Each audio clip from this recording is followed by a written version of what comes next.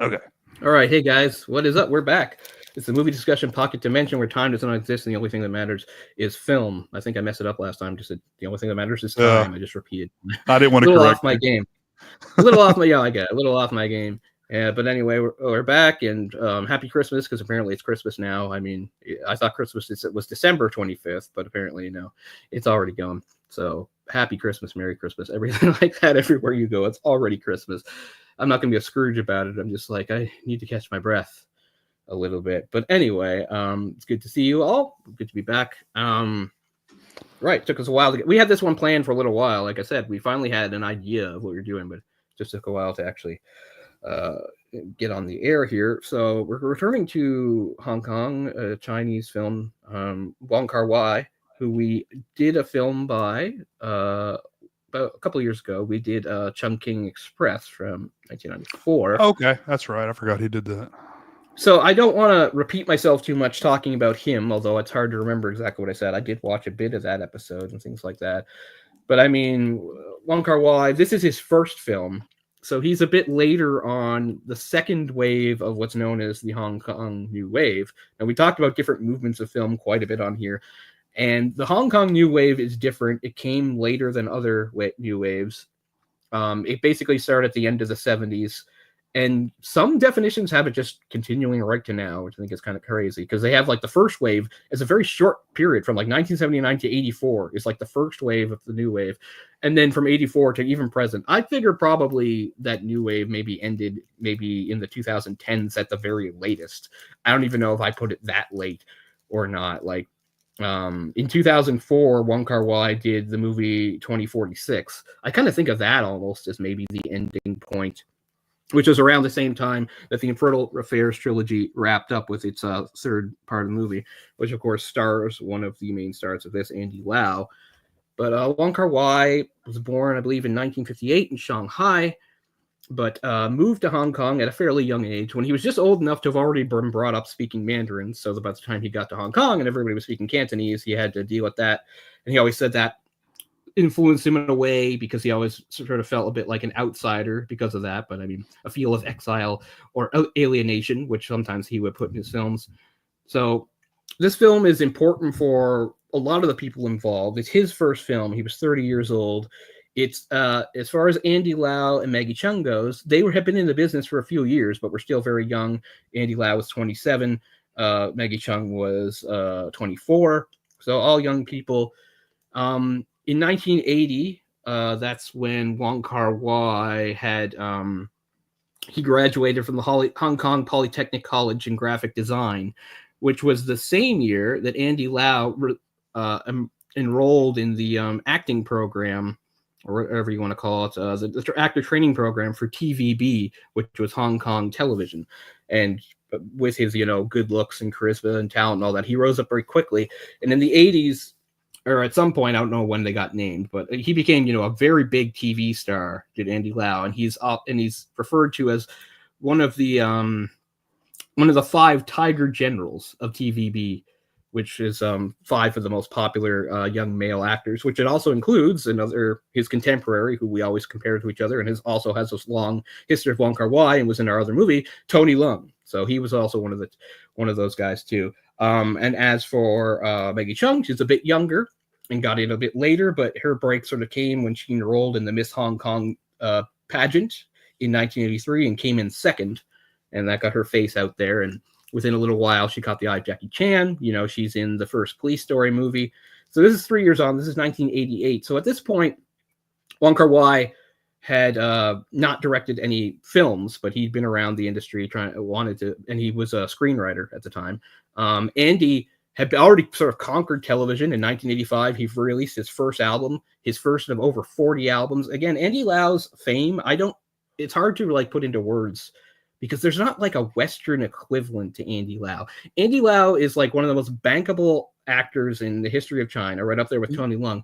But he's also one of the he's also one of the best-selling pop artists of all times. He sold 48 million albums. Wow. And he's been releasing, and he never stopped. He's been releasing albums since 1985, right up to a couple of years ago. So, and he never had a down period for any of this stuff, like a lot of these people do. I don't know about the quality, but his albums have consistently sold. He put on an online concert about 10 years ago that like broke all the records for that and everything. So Andy Lau is just his fame and success is incredible. I looked up his net worth and it was only at like $80 million American. I was like, that can't be right. It's gotta be higher than that. Because I'm thinking Chow Yun Fat's like was at like almost 800 million at one point before he started giving it away. So there's another thing about Maggie Cheung's career and why this movie's important. You know, she's well known for being with a lot of leading men. You know, she was with Jackie in the Police Story movies. She's with Chow Yun Fat in a sort of fun kind of like B movie, The Seventh Curse from 1986, which is a fun sort of adventure schlock movie. And speaking of schlock movies, Andy Lau, one of his first like actual starring roles in a movie was in the 1986 fantasy martial arts movie, The Magic Crystal, which also has American actress, Hong Kong sensation Cynthia Rothrock in it, which is this like really weird movie that's kind of like a low budget E.T. ripoff crossed with a spy thing with sort of like a Mac and Me feel to it. It's really fun. I bought it. Oh wow! I bought it. You would like it. I bought it on the Apple Store. It's and also speaking of other martial, and Andy Lau does some really good martial arts in it. That's the other thing. Early in his career, he moved away from it a bit, but early in his career, he did some good martial arts. Speaking of which, going back to Jackie, if you watch the first film of the Lucky Stars trilogy, which is actually called Winners and Sinners, which came out in 1983, Andy Lau has one really good martial arts scene in that where he, Jackie, and Yuen Biao all have like a fight against a bunch of criminals in a warehouse. And while he's obviously not the talent that Jackie and Yuen Biao are, he holds his own and displays some pretty good martial arts skills. And he continues that in The Magic Crystal, which is a really schlocky, funny movie. I don't want to ruin it too much, but I was going to say, speaking of martial artists, Hong Kong martial artists, Australian Richard Norton is in there too. I think he's a bad guy in it. Yeah, he's like, I think maybe he's the main bad guy even. Anyway, he's one of the bad guys, and Cynthia Rothrock's like, I don't know, she's like some sort of like foreign agent, but she's on the good team. But it all ends like in this cave, supposedly in Greece, where spoilers a little bit, they find like a crashed alien spaceship with like a dead alien inside or something like that. But the way a lot of those movies worked is they didn't really have a script, right? They didn't know what they're doing. And Cynthia, I remember seeing an interview with Cynthia Rothrock about making that movie. She's like, when we get to this point, there's nothing in the script about what's actually in the cave. And the director's just telling us all to react when we see it and be like, be really surprised. And we're like, what are we reacting to? And like, we don't know. We'll put it in later. So when they're all reacting in the shot, they actually have no idea they're supposed to be reacting to like a crashed alien ship, which is really sort of how they did it. Now, these aren't B movies. We're bringing it back to Wong Kar-wai. One of the reasons why he was kind of difficult to work with was he had a loose improvisational style. And he often, even though he wrote scripts himself, would kind of veer off from them if he wasn't feeling it in the moment. He was very an in-the-moment type guy, which could be frustrating for people working with him because they might have something planned out, and suddenly in the moment he changes his mind. So he wasn't known as a guy who was difficult to work with because of his temper. Like, he wasn't known as like a taskmaster or somebody that got mad. It was just that he often changed his mind a lot and just sort of expected everybody to instantly adapt and go along with it. But obviously he became very respected and went on with that.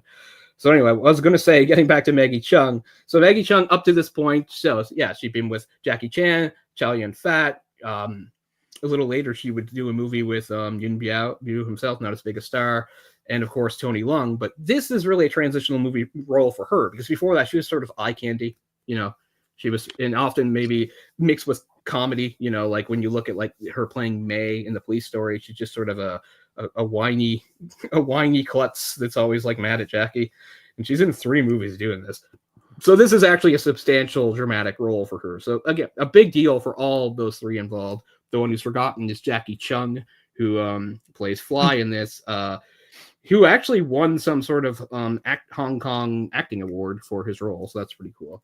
But yeah, so a really important movie for all those people, for sort of a springboard for them, even if they've been in there for a while. Again, this is his first. So like it's really a first and really important starring role for both Maggie Cheung and Andy Lau. And of course, it's his directorial debut for Wong Kar-wai. So a big deal. Obviously, the movie didn't have a huge budget, and it's kind of loosely based on the 70s crime drama Mean Streets, which I believe is the directorial debut of Scorsese, right? So that's one of the key influences Okay. for this movie. It follows kind of a similar plot. You know, a guy, he's like a gang guy. He's Yeah. respected, but he has a friend who gets him in trouble. Except this throws in more of a romance to it. So, Well, it's interesting because these guys are much more low level gangsters, if Yeah. you even want to call them gangsters. You know. Yeah. Normally, when you They see are still movies, you see the higher up guys. You know, Right. The guys with power, but these guys basically they don't have any power. You know, they're nobodies. It's another thing it shares with Mean Streets, because Mean Streets, they're kind of low level guys too, right? But they are Man, I still wish I'd technically known that triads. when I watched it a couple times, because I would have paid more attention to that. But Yeah, that haven't was seen really the Mean main Streets in a inspiration while. for the script. Yeah. Hmm. Well, it's sort of the same idea as that you have a guy, again, he's kind of a low level guy, but he's kind of respected, but he has a friend that's always getting him in trouble. But again, this plays up the romance angle more, and we'll get to that when Sure. we get to this. Yeah, it's kind of we're like going to talk a lot about Hong Kong. a hybrid type movie. It's a drama, action, I mean, comedy even, and then romance. You know, you got it all. Right. So I wonder about that, since he wrote it. I feel like he was sort of going by trends at the time, because this is just a little bit after A Better Tomorrow had come out in '86, the John Woo movie, where like the heroic bloodshed, which used to be, you know, the traditional sort of wuxia kung fu, had been transferred to the contemporary times. Now heroic bloodshed was about like cops and gangsters, you know, shooting it out. And so he's doing that, but it's a much more realistic, right? It's not like crazy stylized shootouts like John Woo would do. They probably didn't have the budget for that either. Mm-hmm. So it's a much more grounded, realistic story. There's violence in this, but it's not like stylized violence, right? It's just more kind of like realistic type of fighting. Andy Lau at this point had some martial arts in him, but his, you know, that's not the character for this. He's not doing really martial arts. He's just sort of scrapping in the alleyways. And there's a couple brief scenes of that in Chungking Express. The departure from this in Chungking Express is, of course, two separate stories. And the first story is kind of like this, because I think we noted in the Leslie Chung. Anyway, in his story, it's more like this. It's like noir crime stuff. And then the second one with Tony Leung, you know, it's almost all daytime scenes, and it's a little more romantic comedy almost vibe, really. Even though his character's a cop, that's not really an important part of it, whereas the other one's crime. So it's kind of a hybrid there. This one's, you know, full on crime drama melded with like some kind of romance. Mm-hmm. And like you said, it's interesting that it works so well as a hybrid, because it's not a long movie. It's kind of an average length movie, maybe an hour and 40 minutes or something like that. Yeah.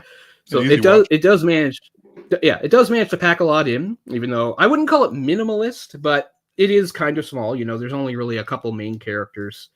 There's not subplots really going on or like that. So, you know, but I won't go so far as to call it minimalistic exactly, but it's, you know, it's more simple than stuff that Wong Kar-wai would eventually go on to do.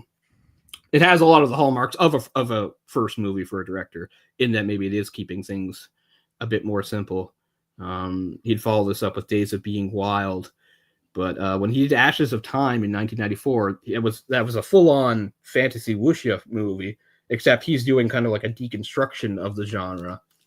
So that's when I think the first time he's working with sort of like a bigger budget. But I haven't seen that. I've always wanted to.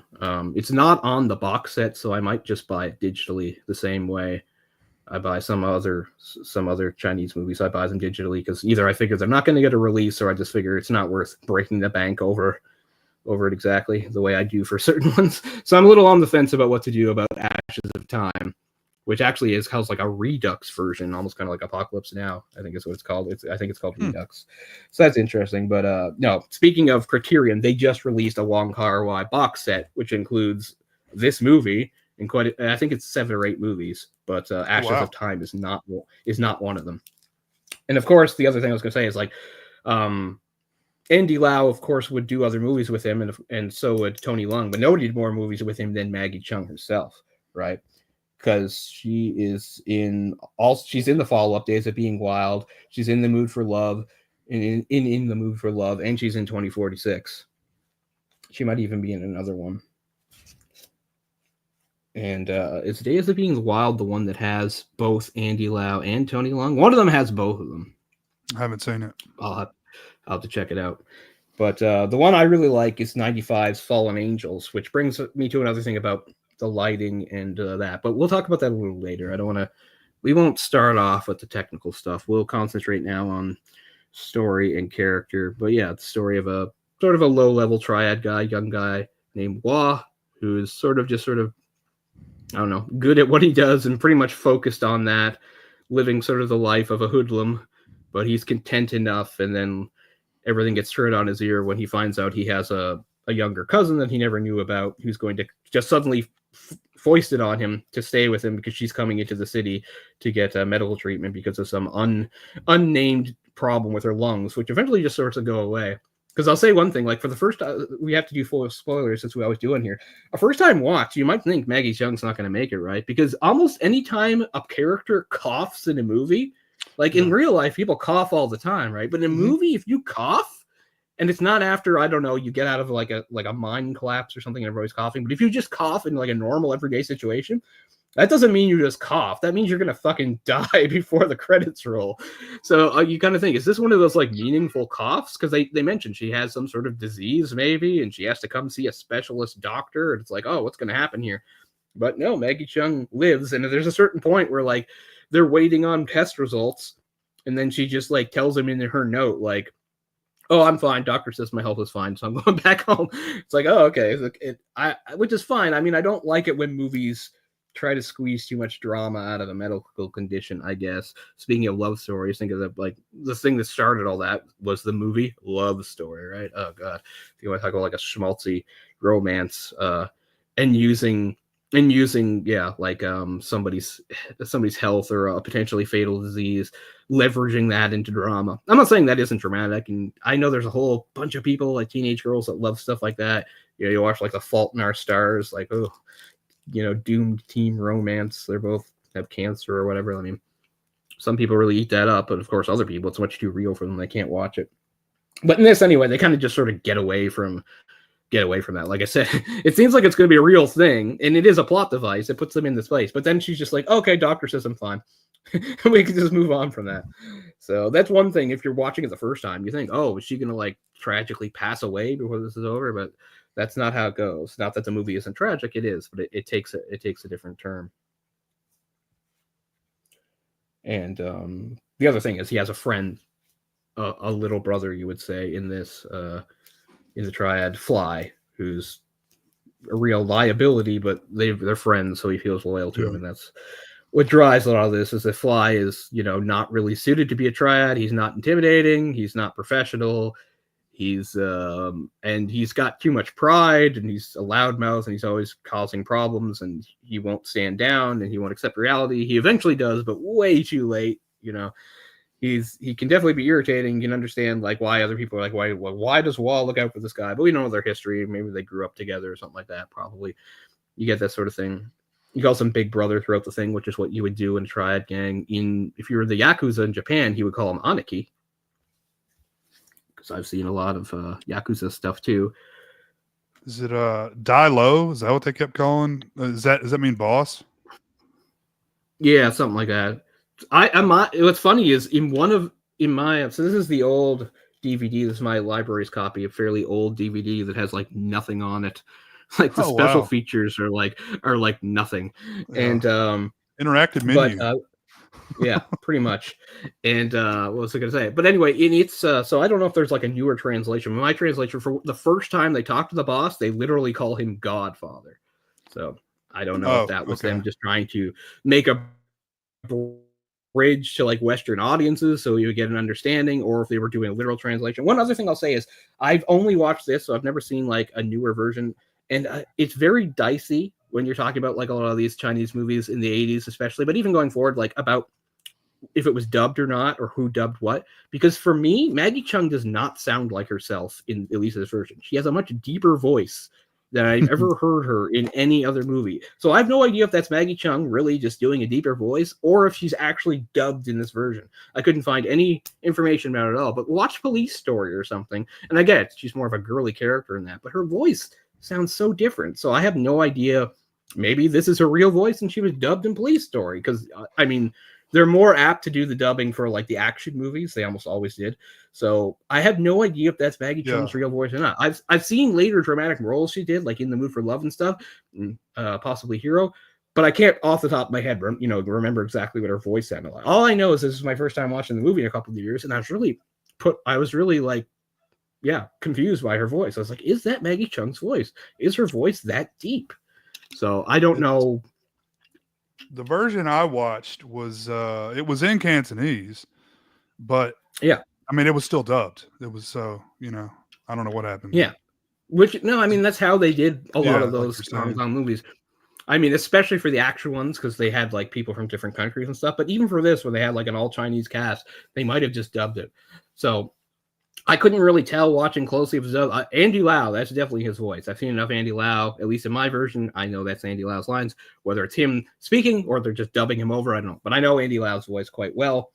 But Maggie Cheung's, like I said, I have no idea if she was dubbed or if that's really her or if that's her real voice. And I'm used to hearing her being dubbed by somebody else with a higher voice. I'm not sure. But I was just taken aback right off that her voice was as deep as it was. I was like, wow, that's Maggie Cheung's voice? But anyway, still good. But yeah, stuff like that, it is a little confusing if you're, if you don't speak the language and you're not completely sure what these actors' voices sound like, because it was standard practice for so many of these movies to just dub everything anyway. Like maybe they just thought it was a simpler way of doing it. So this would have been shot in Cantonese, right? I mean, originally? Yeah. Okay. And I mean, you do have even people that aren't necessarily foreigners, but they just might, they might just be from other parts of China or maybe Taiwan. They speak Mandarin, right? Right. So sometimes that's why they do that dubbing. So because they could put it in Mandarin and release it over there. Yeah. In Maggie Cheung's case, I couldn't find out when. Like Maggie Cheung is described as being completely fluent in both Mandarin and Cantonese, but I don't know if she was in 1988, right? Like maybe she wasn't back then. She would have been quite young. So I don't know. So it's a little hard to figure that out. I mean, Andy Lau, Cantonese was his thing. He was a Hong Kong television actor. And speaking of television, I don't know a lot about it, but a couple things. One is one of the big shows he was on. Where is it? Great, now I can't find anything. Blah blah blah. Let's take a second. I think it's Return of the Condor Heroes. So I don't want to go too off topic, but there's there was a set of like wuxia novels that were started in like the 50s and went into the 60s,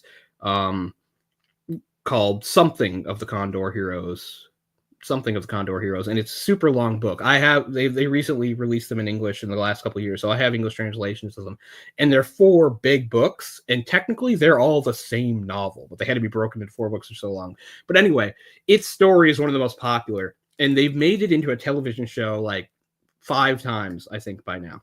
The second time was in 1983, and they called it Return of the Condor Heroes, and Andy Lau was in that. All I can say is, like, from what I can read, it was really good, and I really wish you could get English subs for it.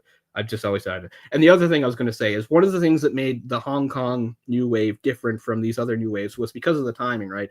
Like you talk about the French New Wave, it's the end of the 50s into the 60s, and then the Hollywood New Wave was, well into the 60s. The Hong Kong New Wave coming later meant that a lot of its origins actually were in television. Not so much for Wong Kar-wai, but a lot of these directors, they were TV directors first, and a lot of these actors, they were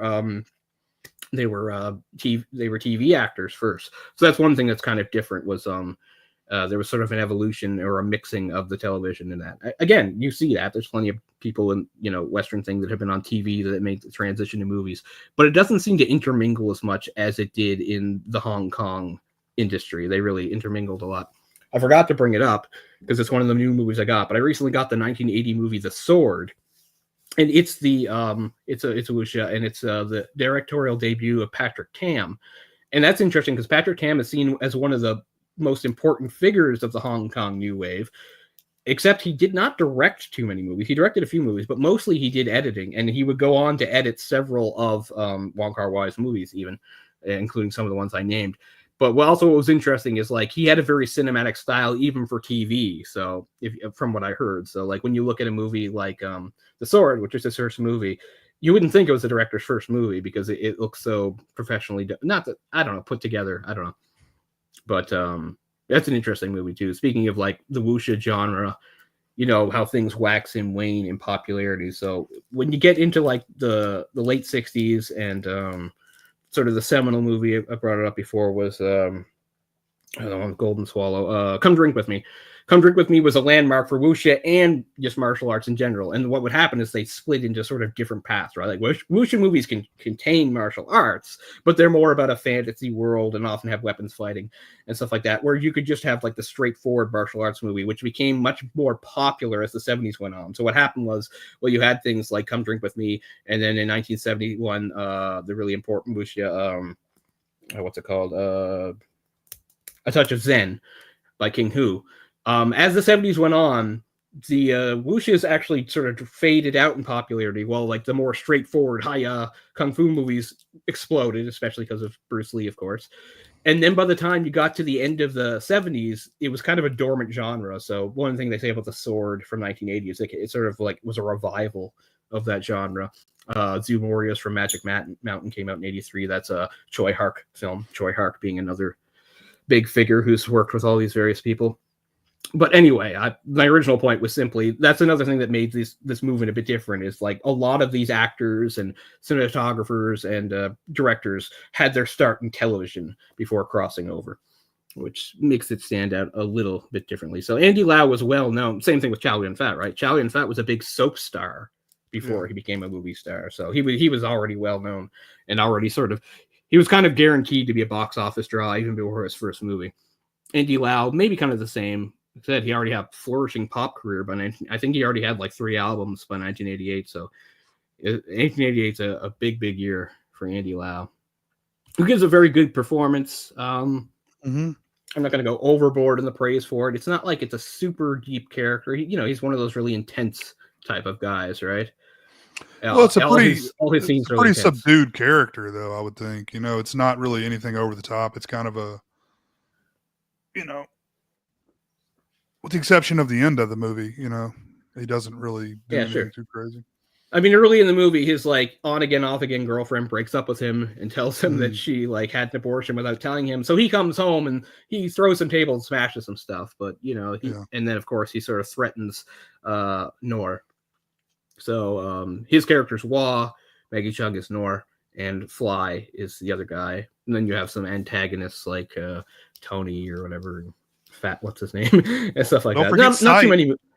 Don't forget. Oh yeah, Sight. Sight's like so Sight's like Fly's like little sidekick guy to make Fly feel like he's actually like important. He looks like an anime character, man. He's so like odd looking. Yeah, he's like this little tiny. Even for like a Chinese guy, he's small, right? And he's kind of cartoony looking, like you say. He's like a cartoon sidekick, and he gets stabbed really seriously. But luckily, they help him. That scene is so interesting too, because like finally Wah has made up with her a little bit after blowing up at her. It's like, we'll go out to eat, and like they just come in crashing into the apartment. And he's bleeding everywhere. There's no dialogue, right? Like he doesn't say what happened or anything. Like he just instantly is like, oh god, drags him in. There's no dialogue. Just kind of shows again how locked in Wah is. Like he's all business. He can just these guys are in serious trouble. Got to help them out. And then, of course, that's the other thing. Like, he's a very straightforward guy. He just immediately finds the guys that did it and attacks them with like a machete or whatever. Just like when he finally gets up to do his work. He's been sleeping all day, and Fly had been calling him. Fly had been trying to collect a debt from this guy that has his guys around him, and there's no way intimidated by Fly. So then he's just like, "What's taking you so long?" It's like, "Oh, we're just getting started here." So, I mean, as soon as Wah gets here, Wah's like, well, fuck this. And he smashes a bottle on the guy's head and threatens him. He's like, are you going to pay? It's like, yeah. And then they just leave. So you see, Wah is a very straightforward guy. You can understand that's why he's respected in the Triad circles and why their boss, Uncle Kwang or whatever his name is, like relies on him.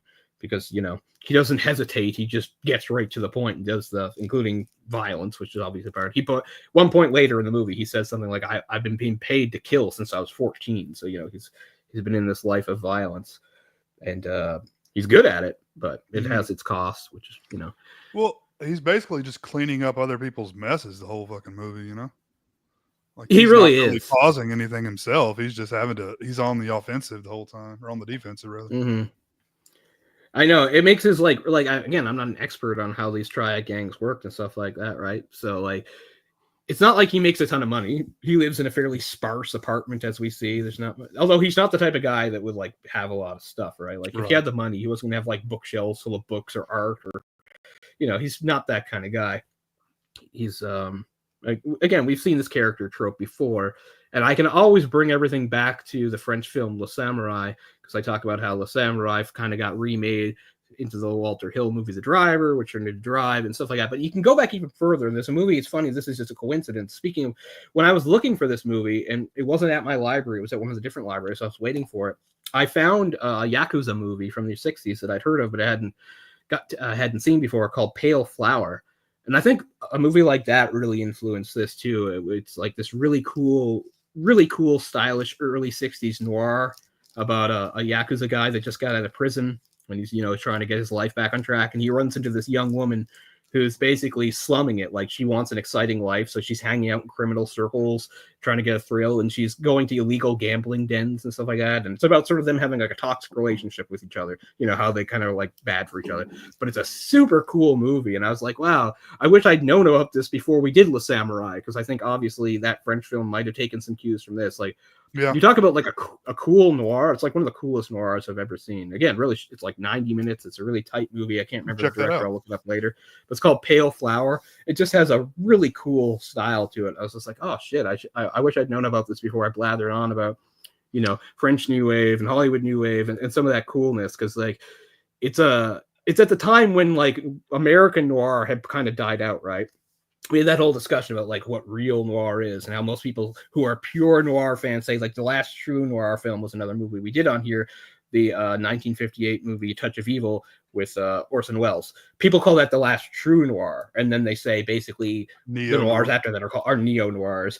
And while there were some neo noirs in the 60s, they were really out of fashion in the West. And the movie that brought them back was Chinatown, which I think was maybe 73, which really, I think that's where the term neo-noir came from.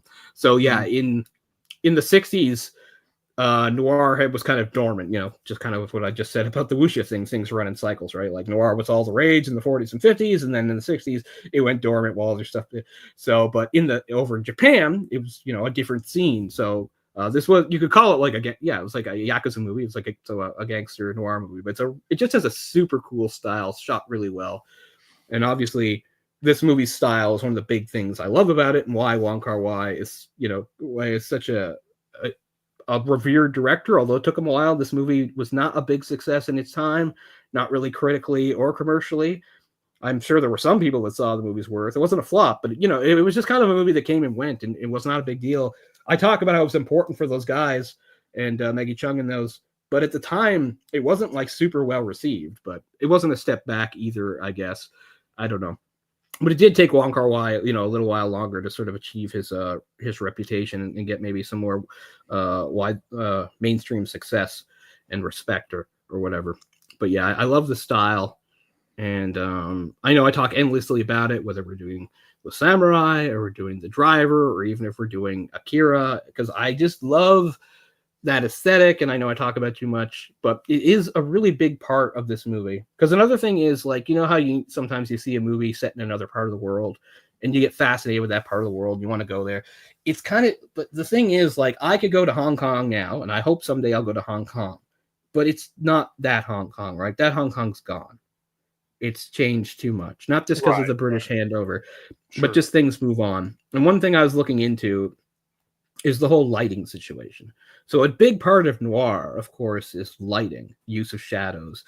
And I don't want to bog us down too much with this, but it's something I'm really personally interested in. And so when you think about like noirs using their shadows and the black and white, so lighting's a bit different. And then you think about adding color and then various uses of that, like something like Blade Runner, right? With its neon. Of course, I'm going to talk about the neon. What I'm getting to in this is the neon, but I'll back up a little bit to go all the way back, not too far, but I mean, early in movie history, the earliest times, silent movies and all that, like there was no such thing as like filming outdoors at night. Cameras couldn't do that shit, right? So you're watching a movie up into like the 30s, pretty much. If you're seeing like a scene that's supposed to be set like on the streets at nighttime, you're not seeing a real it's a set they made, right? Because the cameras just aren't up to it to dealing with that kind of lighting. Plus, you also have to take into consideration the way cities were lit back then and how that evolved over time. Cities becoming really big around the world was a kind of a different thing, and learning how to light them, especially once cars came in, right? Suddenly we needed a lot more street lights to deal with cars. So if you look at like an American city in the 40s, like the lighting situation was not that ideal if you were driving your car around. Another thing I wanted to point out, speaking of the 40s, so another movie we did on here, the Hitchcock film Shadow of a Doubt. I really like that. I go watch that one. It's a lot. But one thing I didn't talk about there, which was a more technical thing, because I didn't know at the time, but that is one of the first movies to actually have nighttime like street scenes outside for real, because they finally had maybe some better cameras for it. Now that movie is not too heavy on the noir or anything. The whole point is it's supposed to be like this innocent, idyllic city. So it's not really about that, although it does have that like one shadowy moment where they go to like the scummy bar or whatever like that. So there are some scenes outside at night. But anyway, that's where you see the shift into noir in a way, because suddenly cities were being lit by a certain kind of lighting that I can't remember what the fuck it was called. Not incandescent, is it? Yeah, I think so. I think it's you're not right. fluorescent, so it must be incandescent. Yeah, it was like let's see if I can find it. The street lights. But anyway, they were, this kind of lighting was sort of inefficient, and it's kind of what created almost a noir aesthetic, because the idea was, Right. sure, on like main streets you had like these kind of working lamps, but it created all these really dark areas, right? Like dark alleys, and that's what you see a lot, these shadowy areas in cities that would give rise to crime. Because one thing that happened throughout the world, and especially in the US, was like once you got into the 60s, crime started to really rise. So of course movies would follow that too. So one thing that helped, say, a place like LA, which was huge and growing really fast, was in 1936 the Hoover Dam provided way more electricity and power than they had before, so they were able to like really boost the power grid in LA and start lighting the city more properly. And this gave way from the incandescent, you're right, they were incandescent lamps, is what you would call them. This gave way to what are they called? I had some of this stuff written down, but my notes are in such disarray here. Because the incandescent lamps were inefficient for a lot of things, and they were definitely not helpful for cars. So they had mercury vapor lighting, right? So they had mercury vapor lighting. So if you watch, say, an American movie that's like it's harder to tell because it's black and white, but that would be mercury vapor lighting, which eventually by like the 70s was replaced by a different kind of vapor lighting. Which like one? metal halide? I can't even read my own fucking notes. Nickel cadmium. To sodium vapor lights, right? So the sodium vapor lights are sort of those colder lights we've seen in movies that are more like a blue-green haze.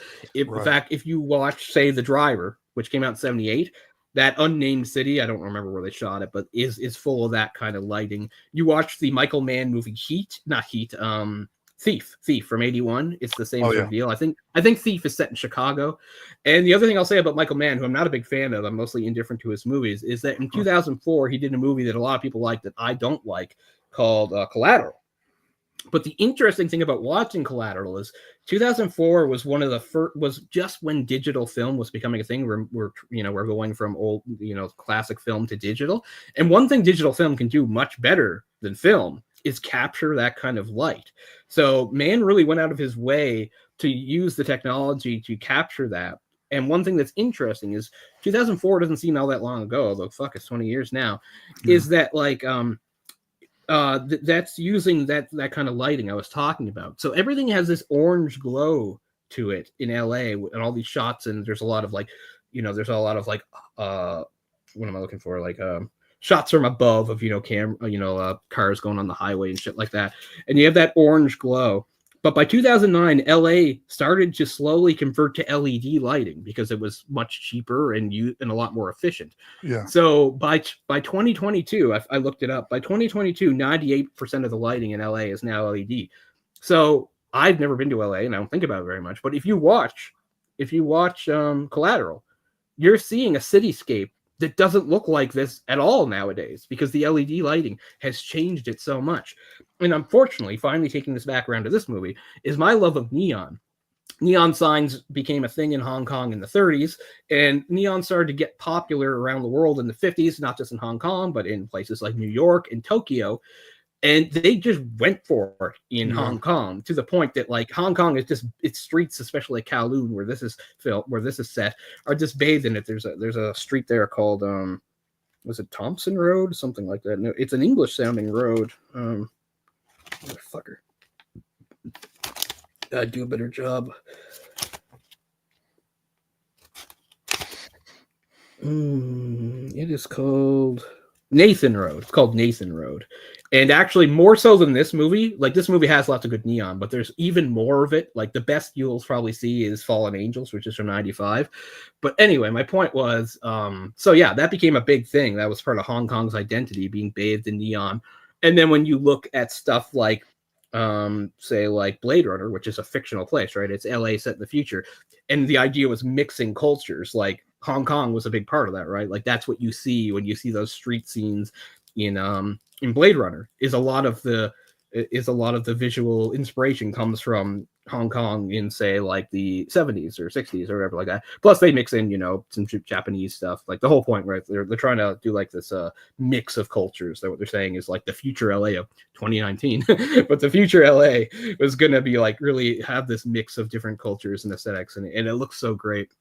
And you will see it too in like an anime like Ghost in the Shell, which is the same idea of like this futuristic city that's sort of like melding cultures. But one of the big ones is definitely Hong Kong again, and its signs. So anyway, that's another thing. Like I say, I want to visit Hong Kong, but the Hong Kong I love is from like the 80s movies and maybe a bit of the 90s, and it's gone now. And one of the things was the same thing that happened in LA happened in Hong Kong.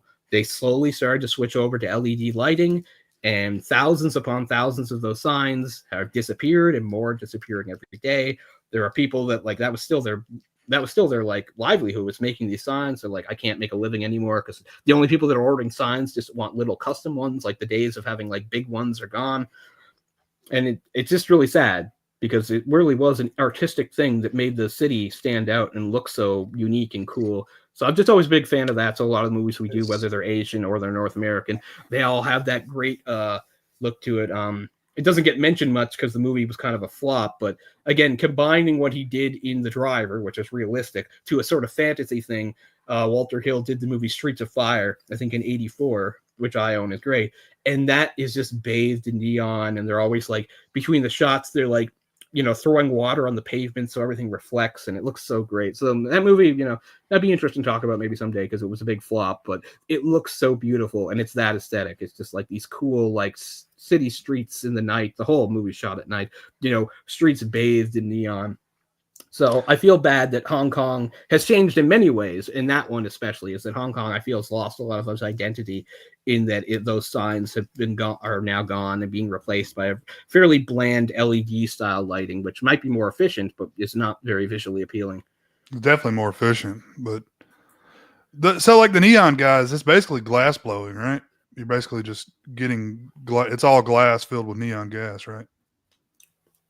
Yeah, I guess it's glass blowing combined with some electronic know-how. Yeah, I mean, yeah. I don't really. You can probably look up videos on YouTube or something and explain it. A dead art now, unfortunately. Like everything, like everything else that we sound so old on here. Like, things are so much better, back in the whatever. I know. But, it's. I mean, like I said, I would love to visit Hong Kong, but I'll never get to visit the Hong Kong that I fell in love with, which is the Hong Kong like of these movies. But yeah, I would totally recommend Fallen Angels because it's a good movie. But also, Fallen Angels has like some really great scenes where they're just going down Nathan Road and everything's electric and glowing, and it's so beautiful. So that's kind of a sad thing about the world, is that as we move on, we're losing some of that personality. Las Vegas too, I guess, would be another big neon city. Oh yeah, absolutely. Probably isn't as much as it was, I would imagine. No, they're probably doing the same thing, right? Like it's all about efficiency and cost. It's all cutting. like big I flat mean, I screen get it. TVs everywhere. That's what everything's all Yeah. about. Just huge, displays. It's not. Yeah, cool because I mean, stuff. on the one hand, I'm not like a big person about urban planning and all that stuff, but I mean, I'm all for efficiency. Like, I do I do understand it's good to use less energy, less electricity. Like, I am for efficiency, but I do feel bad about losing something that made the city look good and unique. Like I said, people visiting Hong Kong, they wanted to see Nathan Road. They wanted to see that stretch of all that beautiful neon. And I was in New York about 10 years ago, and I was in Times Square. And it is kind of like what you said. There's neon there, but now it's mostly like big screens and stuff, which isn't as cool. Yeah. That's a shame. But, there's museums for that stuff. They've got a lot of those old neon signs that they've, taken down and replaced, and they've put them in a museum somewhere. So yeah, one of my favorite things growing up is my dad had like his favorite beer is called Schooner. We have a little tiny, like not that big, maybe it was big, neon Schooner sign in our basement, which as far as I know still works. I haven't tried plugging in a long time. Maybe it probably works. worth a lot of money if you want to sell it. Yeah, and some of his Coke stuff too. We have a lot of Coke stuff, but we don't have a Coke sign, like neon sign, which would have been cool. But a lot of Coke stuff, including like one of those old Coke machines that people like nowadays will look at and be like, "That's a Coke machine." Like, you remember, how like this is before our time, right? But you've been in those old. Oh man, the bottles, yeah. Those bottle machines, you open it and have to pull the bottle out. Like it opens the whole door, and there's selection. Yeah, it opens the whole door. Yeah, it's that kind of thing. I'll take a picture of it when I'm in Sydney over Christmas. Show it to you. Awesome. It's pretty cool. But yeah, maybe I'll find out if it's not a fire hazard to plug in that neon sign. I don't know. I'll find out. Well, I mean, the problem with LED is LED is not only more efficient, but it's brighter. So it's like better on both sides. It's better all the way around. It is right. It is brighter, but it doesn't have. It's hard to explain, right? But if you know neon, it doesn't have the same visual appeal for whatever reason. Because LED is brighter. You think, oh, that'd be better, but for some reason, it seems to not have the same sort of oomph or personality. It is hard to explain because it's not like, oh, can't you like mimic neon with LED? Yes, you can. Yeah. But it's not quite the same. You can tell it's not real. You can tell it's not real. Again, because one of the things I was doing when I was looking this up was I was seeing like before and after videos and pictures and stuff, and you can see like how they've changed those signs on Nathan Road. And yeah, they still have some bright, colorful stuff with LED, but it's just not nearly as cool. Yeah. Plus, I don't think the buildings, I think some of the buildings have also just been torn down and changed too. Because another thing that was crazy about Hong Kong, and I think there's still a lot of it, is in Kowloon. Someday I'll talk about Kowloon Walled City, which is its all awesome thing. But is like, it's so dense. It's the densest place on earth. Like these buildings are all on top of each other and stick the way. That's one of the reasons for those signs. It was to help differentiate them from each other and to grab people's eyes. Because you walk down those streets, it's just like so many stores all on top of each other and next to each other and crammed together at weird angles. Like there's no, actual plan behind it, right? It's kind of like chaos. But one of the things that they tried to do to help them stand out from each other was use these neon signs and rely on them. And so a lot of these places, if they haven't been torn down entirely, they've lost their personality because they don't have signs like that anymore. And a lot of these places, some of them, the ones that like recognize the value and the signs want to keep them, they say the problem is if it like breaks down or something, there's nobody we can call on to fix it anymore. Like that doesn't exist. So yeah. So that's one thing that's really enjoyable about watching this movie. I'd say the best look, even though it's into the 90s, is Fallen Angels, but you still get a really good feel of 80s Hong Kong in this movie, and it's wonderful light because I mean this movie is almost entirely night scenes, as you might expect. There's a couple daytime things, although they're usually like in between scenes, they're not as important. But where to go from here, Jace? Jace had to step away for a minute. I'm just looking at some of my notes here. A lot of it was about the lighting and neon, just because it's really important to me. I don't know why, but I like it a lot. Cover the actors. I don't want to take people through the story step by step. I mean, just watch the movie. We're not in here to summarize. But Waugh's character, it's interesting because on the one hand, he is sort of like the stoic kind of triad you expect. He just sort of puts his head down, does his job. But we do see that he does have some fire and passion to him when he gets dumped by his girlfriend and finds out about the abortion, to the point where he's like almost on the verge of hitting Nora just because she asked about it. Of course, he doesn't do it, but he does scare her. But one of the great things about their relationship is how much of it is unspoken. And sometimes in movies, especially when you're doing a romance, I personally, I'm sure other people can get frustrated by it, because like, I get it. You can't tell us everything that's in everybody's head. But the thing about doing a romance in a movie is even if it's supposed to take place over a long period, this movie's not. This movie's like, I don't know, maybe a couple weeks at most. But I mean, even if it's supposed to take place over a long period, a movie's a movie. So maybe it's 2 hours. And sometimes it's like, how can we understand people falling in love or the evolution of a relationship in such a short time? You have to skip over so much. You have to skip past. And I understand how that can be frustrating. But I was saying before you came back, one of the things I really do like about how they depict the relationship is how much of it is unspoken. Because you don't have inner monologues or even them professing their feelings for each other. Everything just sort of happens. Everything just sort of clicks, which you can feel like is cheating, but I don't know. I like that in certain movies. It makes you maybe feel more optimistic or something, or maybe more romantic. I mean, getting into the romance, we don't talk about it too much on this channel. I've tried to in a few places, stuff like that. But I mean, this is a romance that I certainly enjoy. And that whole segment, it's probably less than 10 minutes long, might be 7 or 8 minutes long, where after things have kind of gotten to it, it's after she's gone back. You know, she stayed with him for a few days.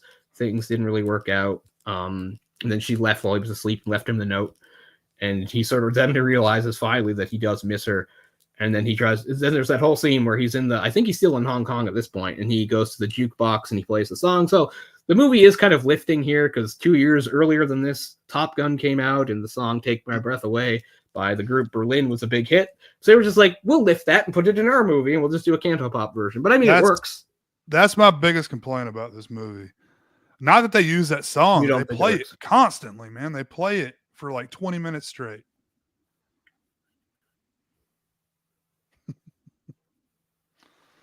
Well, I mean, the scene where it's introduced, like I said, the scene I'm going to say, they play it through the whole thing, on and off. Like they have moments where it fades out to the background for some dialogue.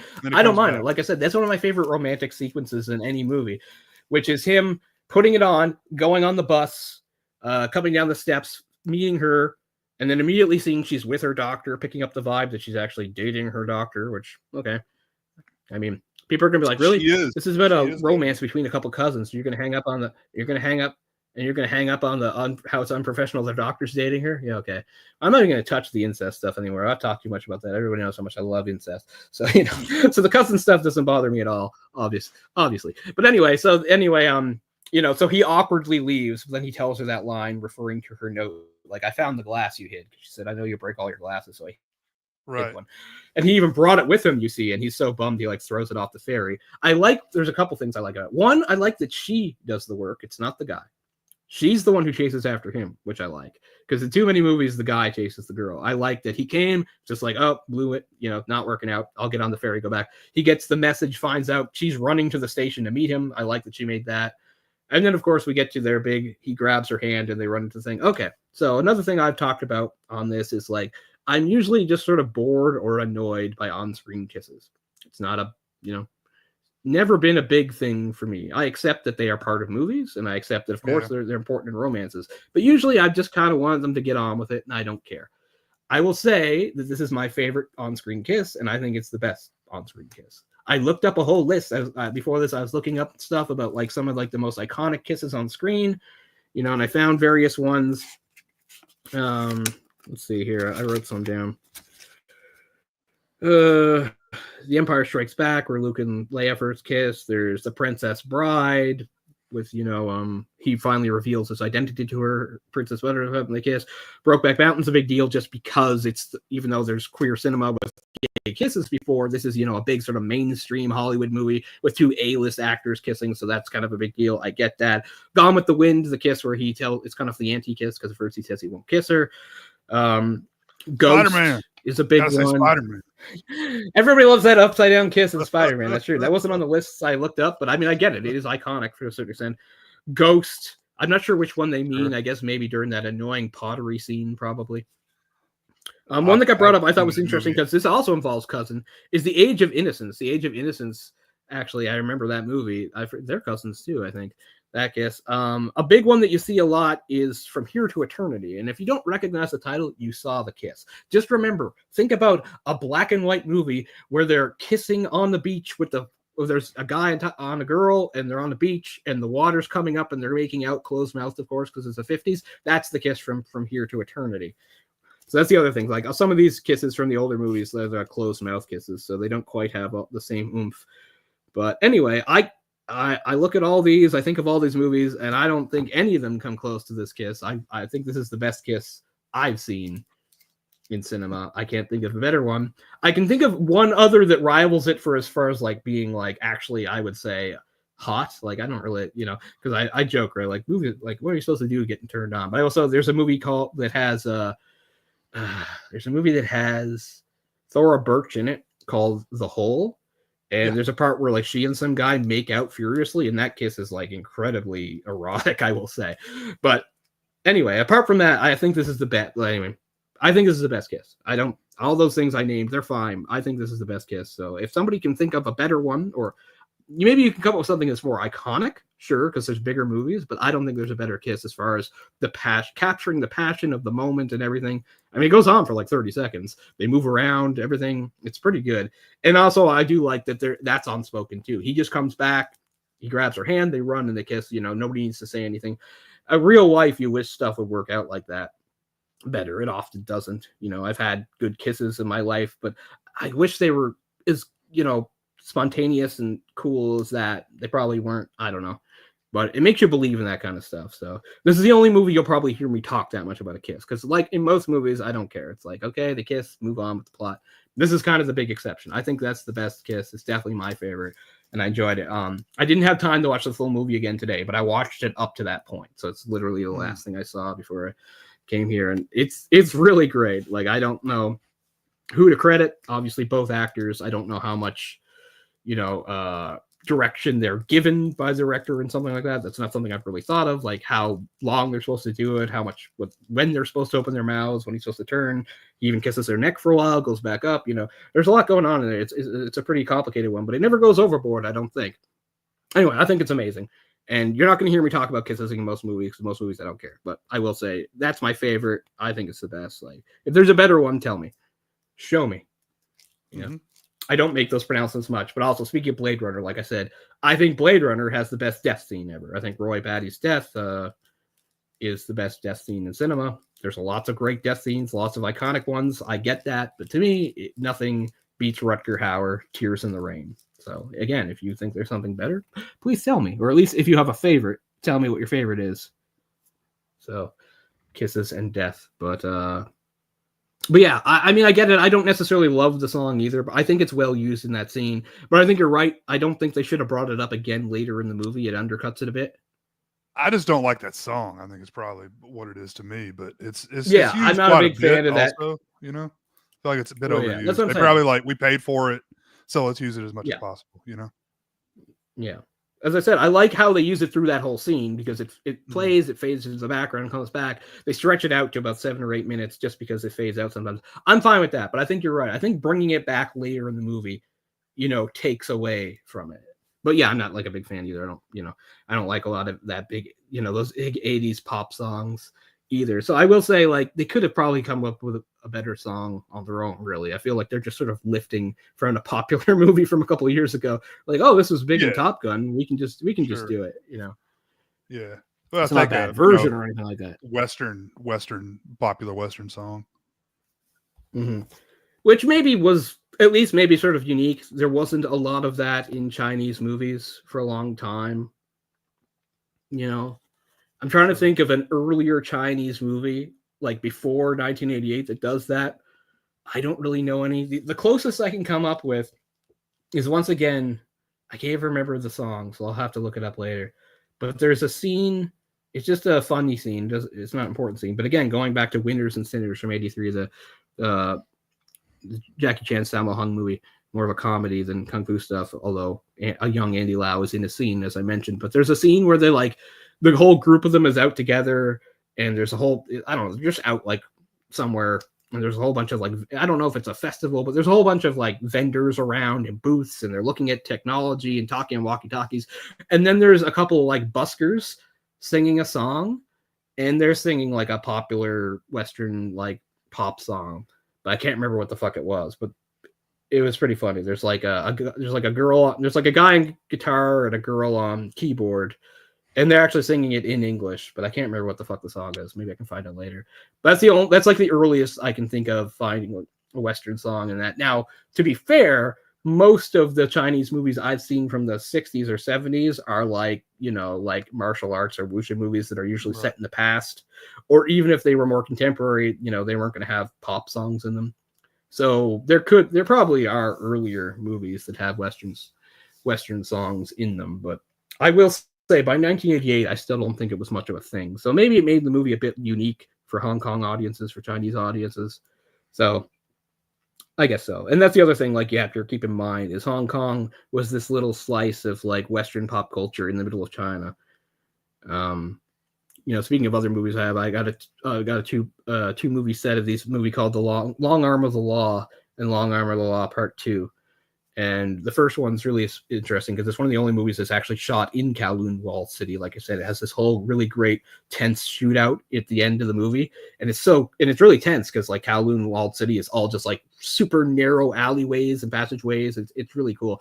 But anyway, what they kind of drive home in that movie, which I think came out in either 83 or 84, which you might not think of if you're just like, not from there, is how different Hong Kong was from China. There's like scenes of them like eating KFC and stuff like that. And you have to realize like the rest of China didn't have that then. So whenever time you saw like some sort of like a Coke sign or KFC or like, I think they had some stuff for like Rolex and stuff like that. Like that's only Hong Kong for the whole fucking country. Hong Kong was this little island that had that kind of stuff. The rest of the country did not. So they really played it up in that movie. And you would see it in some of the other movies here. So it spills over a little into this movie too, as you'd expect. But that's just, again, we're just pointing out how Hong Kong was unique. It was different from the rest of the country in a way that's it's hard to appreciate when you're not from there.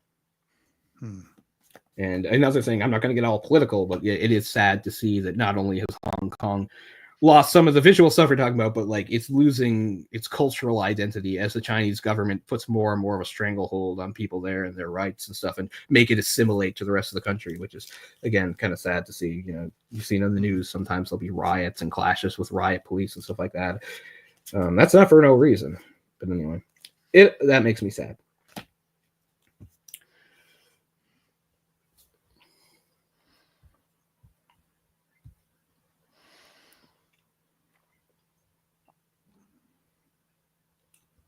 But there's not a lot to say about the plot, as I said. The main thing, there's just two sort of main plots. There's him falling in love with Noor, and then there's him feeling responsible for Fly and trying to protect him and keep him out of trouble. Speaking of cultural things, I thought this was interesting. I don't know enough about. Like, one thing about marriage over here, and again, this is just tradition, that's not what you're saying, but sometimes if you have a wedding, a lot of the times it's kind of, even though both sets of parents usually pay, like a lot of the onus seems to be on the father's bride, right? So the bride's father, sorry, not the father's bride. What am I saying? The bride's father. A lot of it's like the bride's father. It's like it's on him to pay, right?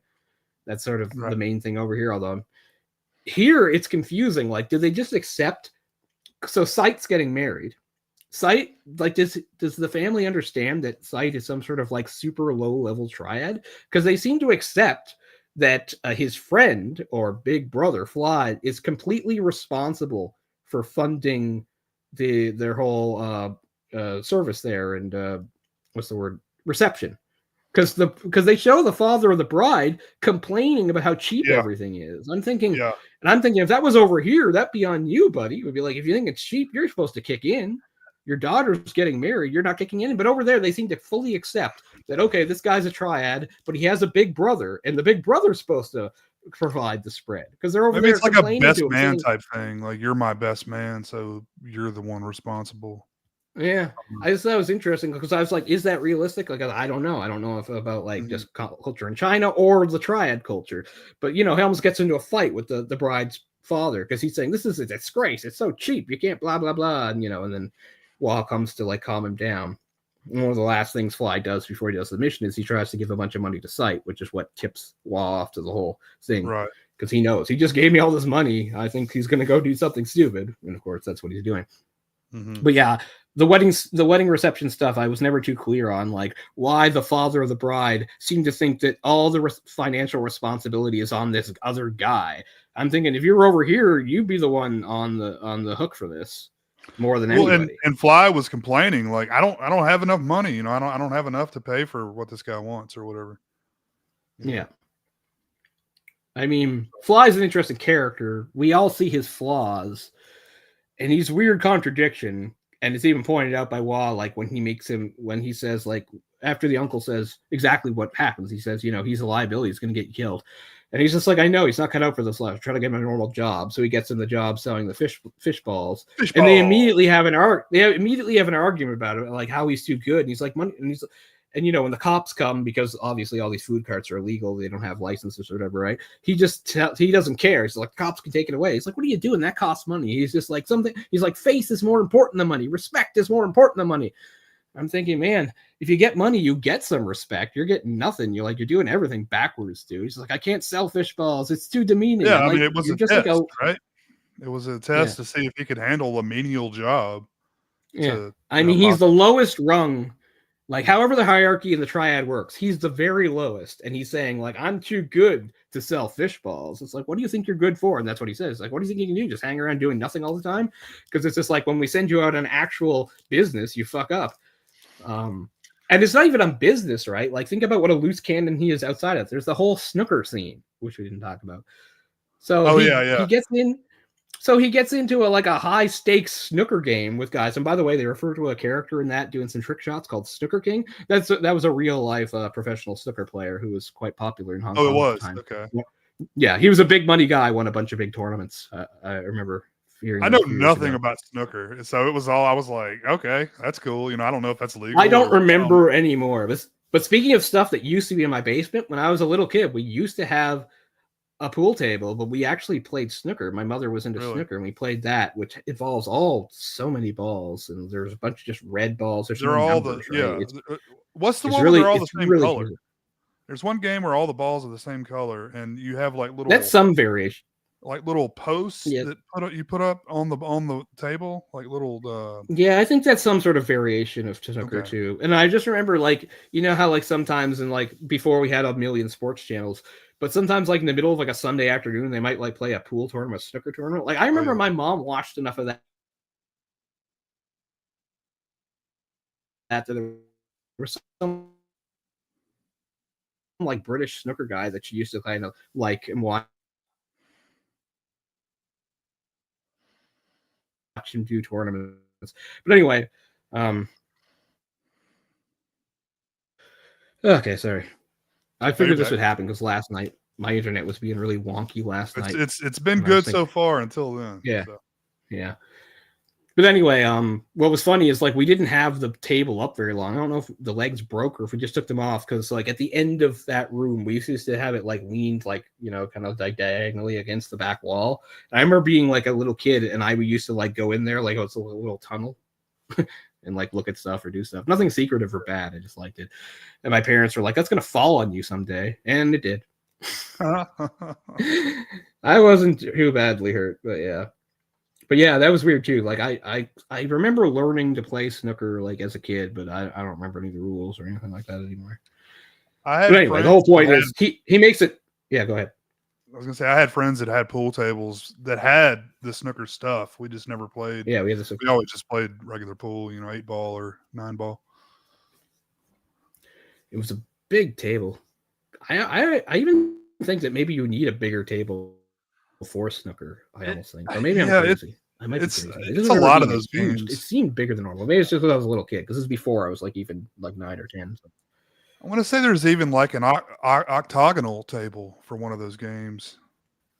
It's like a different. It's not a. Yeah, I'll have to look up a rectangle. Maybe a hexagon or an octagon. Let's look up. I'll have to look up some snooker stuff and refresh myself because I just don't remember. But anyway, the point of that scene is, he's betting money he doesn't have, realizes really fast that he can't win, and then just like insults them all by doing the whole finger thing, right? Yeah. He's like, sight is my special cue, and he does this. And it's surprising to let it go on that long. And at one, what do they actually say when they yell at him? Do you remember the line? It's really funny. I don't know. They might just say something like "fuck you." I don't know, but it goes on for a really long time, and then finally one of them yells at him like "fuck you" or something. And it reminded me of there's the David Lynch movie Wild at Heart. There's an insanely funny scene where Nick Cage's crazy character is at like some sort of like rock concert with like a heavy metal band playing, and he's there and he's dancing like a complete asshole. Yeah. And he like bumps into like some guy who like gets mad at him. And then he gives that whole speech about his snakeskin jacket, right? He gives that speech. He's like, this is my snakeskin jacket. I see it as like a symbol of my personal belief in something and freedom or something like that. And then there's a beat. And then the guy goes, asshole. And then they attack. It reminded me of that moment. There's like kind of like a beat, and then finally the guy just yells at him, and then they get chased out, of course, and that's what leads to the whole getting cut up really bad. But yeah, so he's just a loose cannon, is Fly, and it is sort of tragedy. You kind of can see where the movie is going, because once you find out her health is fine and she's not going to croak, you start worrying a lot more about Wah and Fly. Right. Is kind of how I think it worked for me, because I was just like, oh, okay. She just leaves a note and says, oh, my doctor says the health is fine. It's interesting too, because after there's no sex scene, but there is a scene like where they're in, they're in the room together. So obviously they at least got to sleep together once, which is nice. And she says something like, if you hadn't showed up, I probably would have married that doctor. And I like how she says it too, like it would have been a terrible thing. Like, I don't know. I get that though too, because it reminds me again of my own my own past in like dating a Chinese girl. So it's like all that pressure to marry, it's not necessary. Like she'd been married before I met her, which I didn't find out right away, because of pressure from her family. It wasn't because she loved the guy or anything. It was to please her family and please his family. And when I met her, they'd actually moved to Halifax and the marriage had broken down. I didn't know any of that when I met her. Okay. There's no drama there. That they got separated and eventually did get divorced, but I didn't know that at first. But so I understand what she's saying there, because there's just this pressure on young women to get. It's weird when I can see myself, but not you. So I don't know. Okay, there it goes. Yeah. But yeah, just the idea of being a good match, not necessarily being more practical, not a romantic thing. So, I mean, that's another sort of thing you could say. I don't know. Again, it's 1988. I don't know where, but the movie's sort of about like true love and passion over sort of duty or practicality, I suppose. I mean, the relationship is not what gets him killed. It could have been the out for him, which is, I guess, the sad part. Because the other thing is he has another meeting with his ex-girlfriend, right? And she's gotten out of the life. Like when he first meets her and she breaks up with him, I don't know where she's working exactly, but she's part of that. I don't think she's a prostitute, but she's part of that whole nightlife underground criminal element. She's dressed kind of, I wouldn't say slutty or anything, but but when he meets her the second time and some time has passed and she's got married, she's in a very nice, she's very well dressed, and she's like, oh, I don't smoke anymore. And she seems like a completely different person the way she talks. So she's gotten out of the life. She got married and it's turned her life around completely. And, and that's kind of maybe what helps make him think that it would be important to try to go for it with Noor.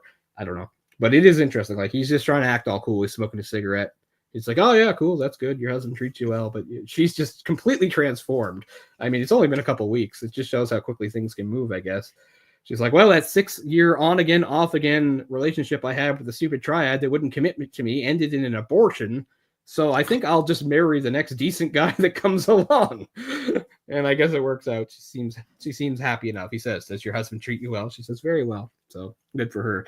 So it is interesting. They never have a discussion, right? Again, talking about unsaid. Like he doesn't talk about the future with her or anything like that.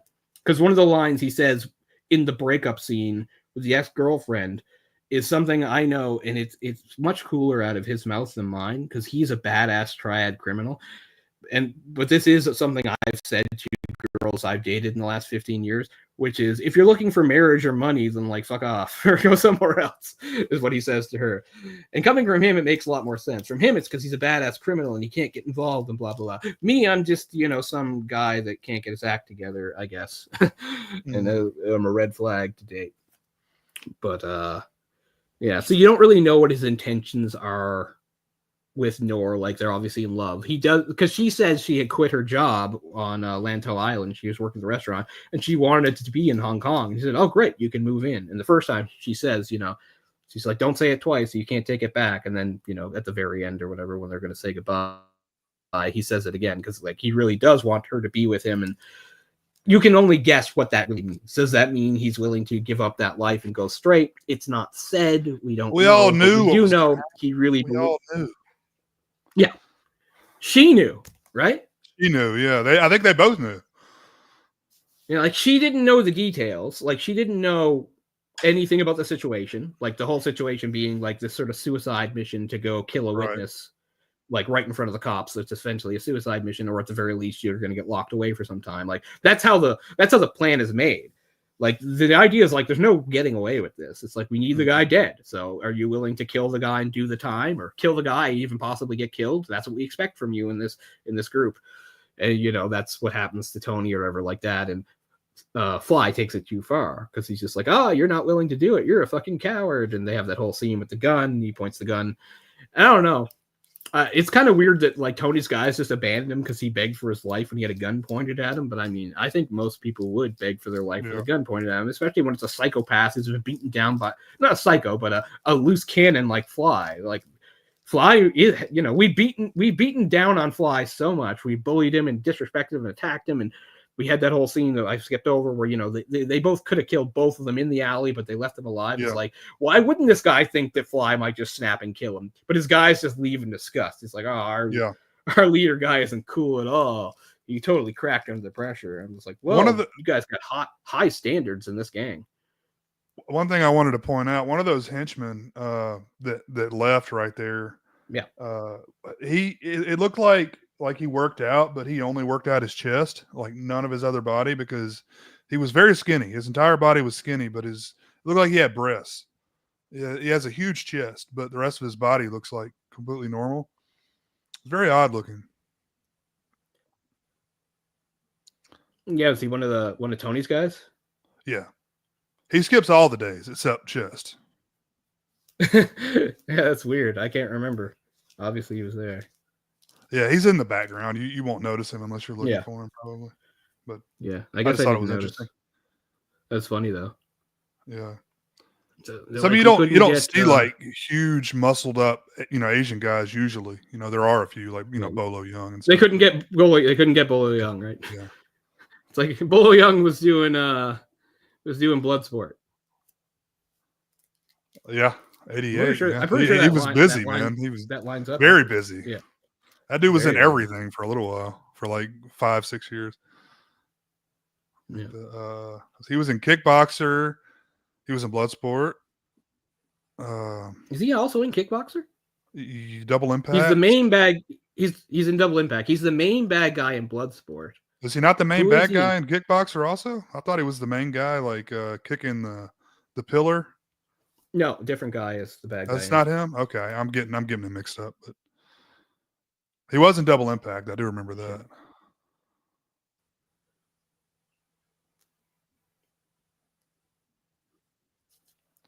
May have been an Eraser. Sorry, I blipped out a bit, but I know what you were saying. Yeah. But no, he's the main bad guy in Bloodsport, but not Kickboxer. Different guy. Okay, I'm probably getting. But he is in Double Impact, and he's in, at least as a stunt guy, in pretty much everything in the 70s and 80s. Yeah. I'm sure you've heard the various stories about him and Bruce Lee. It's impossible. I can't tell what the truth is. There's too many stories. There's stories that on the set of the very first movie Bruce Lee did, he was there, which is The Big Boss, and that he thought that, and it's at least true that him and some of the stunt guys, you know, they hadn't heard of Bruce. He hadn't made a name for himself at this point. They're like, who's this skinny guy? Huh.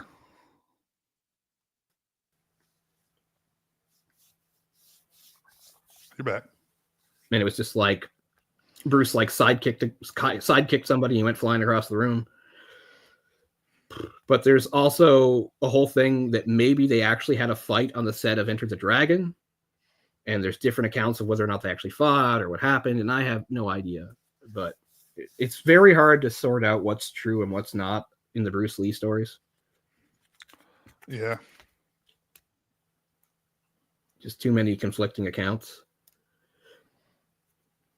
Because like the big one, like a lot of people like, how legit was Bruce as a fighter? Because like, how come Bruce did, if he was so into like real fighting and actual practicality and all this Jeet Kune Do stuff, like why didn't he enter any of those karate tournaments, you know, that other people were in? It's like, I think he was just too busy with his other stuff probably.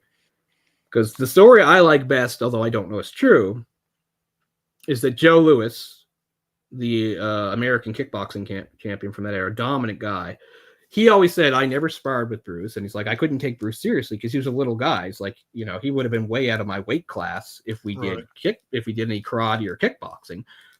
But then there's other accounts that say they did do not some fighting, but just sort of ordinary sparring. And they said Joe Louis didn't want people to know. And it's not because he got his ass kicked, but just because apparently he could not touch Bruce. He was way too fast, which I do think is believable because the main thing Bruce was known for was speed, right? And they didn't want to get out that they sparred and that this guy who was a multiple champion could not even land like a single hit on Bruce. And so that sounds believable to me, but there's people that dispute it. So I don't really know. We don't have time to get into it, but there's all these stuff about.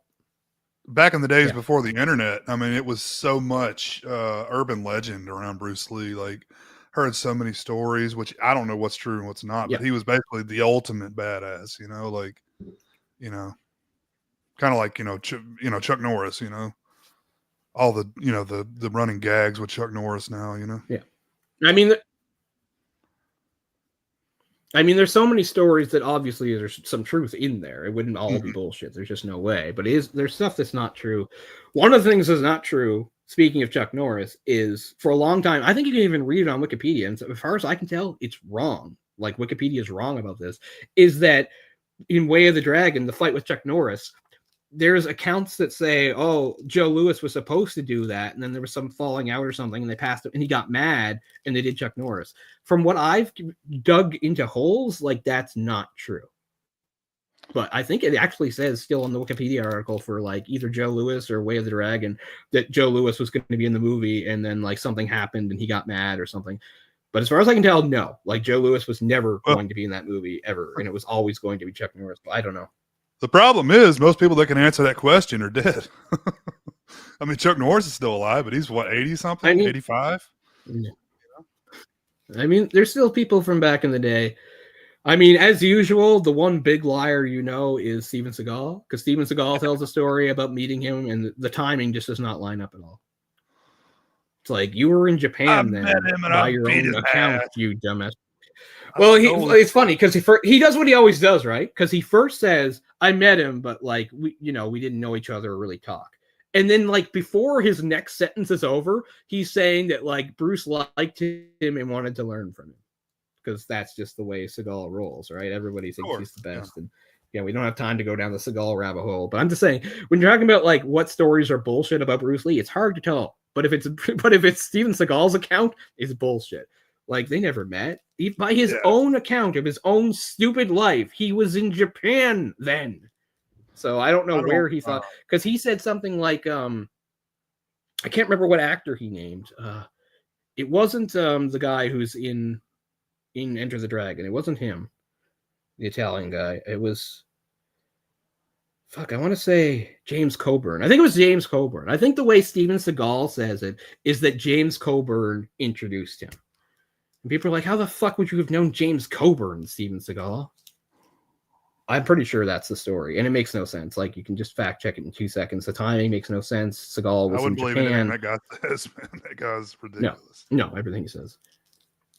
That's what's always amazing, though, about liars like that. Like, why can't you be satisfied? Like, Steven Seagal's had a pretty cool life in a lot of ways and done a lot of extraordinary things. The best probably being nailing Kelly LeBrock, which makes me want to vomit everywhere. Sure. But I mean, it's not enough. He has to like still pad it with a bunch of ridiculous lies that are like very easy to, you see him, you see clips of him on like, what is it? what's that early 90s talk show? It doesn't matter. But they're like, so is it true you're with the CIA? And he's like, I don't want to say. But he's heavily implying that, yes, he worked at the CIA. Like, no fucking way. Uh-huh. Of course he did. Yeah, I mean, and now he basically lives in Russia because he's like revered over there, and also he can't be prosecuted for his many like sexual assaults. He's wanted like all over the rest of the world for stuff. Yeah. It's like, again, like when a lot of the Me Too stuff coming out, there's people we get surprised about, then there's people it's like, well, no, that's not a surprise. It's like that sounds exactly right for Steven Seagal. That guy's been a joke for 30 years, you know? Like, I mean, since like what, Glimmer Man? Whenever, what was that, early aughts?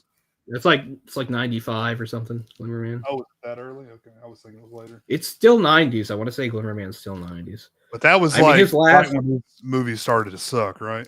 Like right around then. I mean, he was hit and miss even then, but I mean, at least they were still getting theatrical releases. What's his last like theatrical release? Was like, was he in Cradle to the Grave? Yeah, I know it was one of those with like Ja Rule or some rapper. Oh, is it maybe it's Half Past Dead. I think Half Past Dead might be his last. DMX. Was it DMX? One has Ja Rule, one is DMX. I think DMX is in Exit Wounds. Exit Wounds is 2001, has Tom Arnold. But that's not his last. The Black Diamonds that they're trying to get the whole time is... I don't even know. It's one of those three. Sometime, like, I would say 2003 is probably the absolute latest for his like theatrical movies. And now, like, not only has the movies got bad, but now they're basically, I think, just like money laundering schemes by Russian mafia. Like that's all they are. That's the only reason they exist. And he's like, I mean, again, he's old as fuck now anyway. But I mean, when he wasn't old as fuck, he was too fat. And he's like, you have movies where he's literally sitting in a chair. Like, he's supposed to be a badass. Like, he's always some sort of badass special ops guy, right? In like every single movie. But he's got movies where like literally every scene he's sitting in a chair. We've all shown the worst fight scene ever where he starts off fighting the guy sitting even the that around the ceiling. I mean, that was 15 years ago, maybe more. That was a long time ago. That's not a new movie. I mean, but one thing that helped keep him somewhat relevant at that time was the whole Lawman show, because people got a kick out of it. He's like, you didn't know this for the last 20 years. I've been a cop. Like, people love that. I think they loved it because it was so stupid. Like, nobody believed it, right? It's all bullshit. And he's like, I'm going to teach you how to shoot properly. Like, I know how to do everything better than the cops. He's an expert at everything. Oh, it's complete bullshit. He'll like arrest, like he's got like they'll drive by and he's got like Seagal vision. He like saw a dude like with a crack rock over here in the corner of his eye or something, and it has special Seagal vision. It's like, oh, there it is. And he goes and they're like, oh, Steven Seagal. Like, they don't even care that they're about to get arrested for whatever. They're like, oh man, you're awesome. Yeah. And he's even worse than like Quentin Tarantino for like talking to black people. He's like, come on, Holmes, so you know what I'm saying? We got to get over here, boy. Have you heard his record where he sings like a, I guess, Jamaican type guy? Yeah, it's like the Punani. Yeah. Oh yeah. I'll tell you later. There's an amazing channel called Sensei Seagal by this Australian guy. The whole point is just mocking him, and I'll show you later. Just watch any of his videos; they're hilarious. But anyway, we don't have time for Steven Seagal. But man, I don't even know where we're going. We'll be here for another hour talking about Seagal. But getting all the way back to the plot, like she doesn't know the situation, but she knows at least he's in. Like she has no idea about that assassination plot. But yeah, you can tell like their last time they're together, she kind of knows that like he's not coming back, even though he says he's going to come back. And it is very tragic. It's always tragic in movies when you can see the tragedy coming and everybody's kind of just going to happen anyway. And, he's torn between love and duty and friendship and all that. I don't know. So it's pretty open to interpretation. It's like, I wouldn't have done what he did. But he grew up in that thing where it's just like, that's your duty. Your godfather or whoever tells you to do a job. And he's just like, my stupid little brother guy is going to fuck it up. So I got to save him. Because, I mean, if his little, because if Fly could at least shoot properly, he could possibly have shot the guy, thrown down the gun, and been arrested, right? But he's just too clumsy. So instead, he shoots like 3 or 4 cops on the way, hits the guy, but non-fatally, and then just gets like gunned down. And then Wah has to come into it and do this and get even closer. So there's just no way he doesn't get shot like 15 times. So there's no way he lives. And then it flashes back to him remembering kissing her, and it's just a big bummer of an ending. I'm not saying the ending's too sad. I mean, I get it. They're telling a certain story. I do feel bad, though, because it's like a relationship you did kind of want to make it. I don't know. This was his chance to get out of the life, but maybe the whole thing was like, he's just like, there's no way I'm getting out of the life. Not even for her. I have my duty, blah, blah, blah. Because it's in that weird in-between thing where, like, originally in Hong Kong, they were like, we'll just, focus on the cops. And it's like, wait a second, we don't have the Chinese government like breathing down our necks, imposing all their censorship like they do in Chinese movies. We can tell stories about criminals. So they do that to the point that like it blows up, right? With John Woo, especially, because A Better Tomorrow and The Killer are both about, an honor, like he's a criminal, but we're supposed to root for him, right? To the point that like John Woo, like he didn't have pressure from anybody, but John Woo's like, okay, you think I don't like the cops? I'll make a movie about a hero cop. And that's why he did my favorite movie, Hard Boiled. There wasn't necessarily pressure on him from that. He was just like, look, I'm not just, making criminals look good. We can make the cops look good. It's just the story we're telling.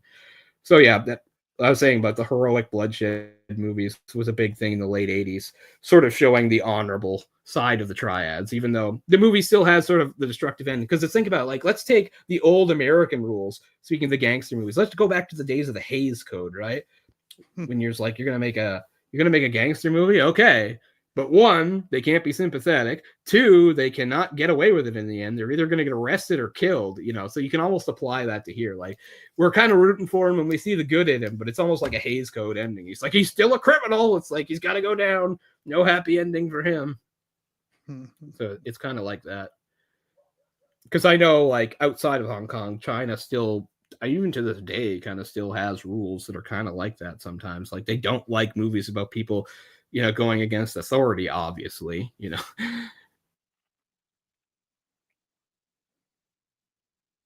Right.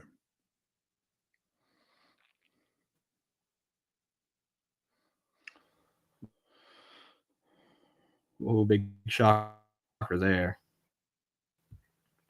Because I can't remember what movie we're talking about, but we often talk about.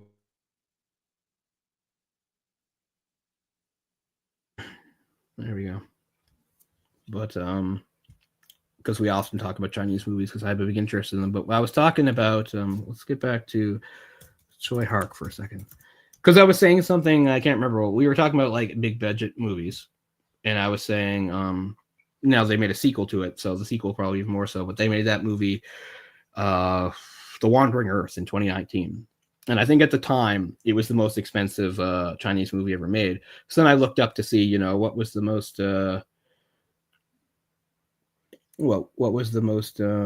expensive movie then, and I found it, and I didn't know what it was at the time.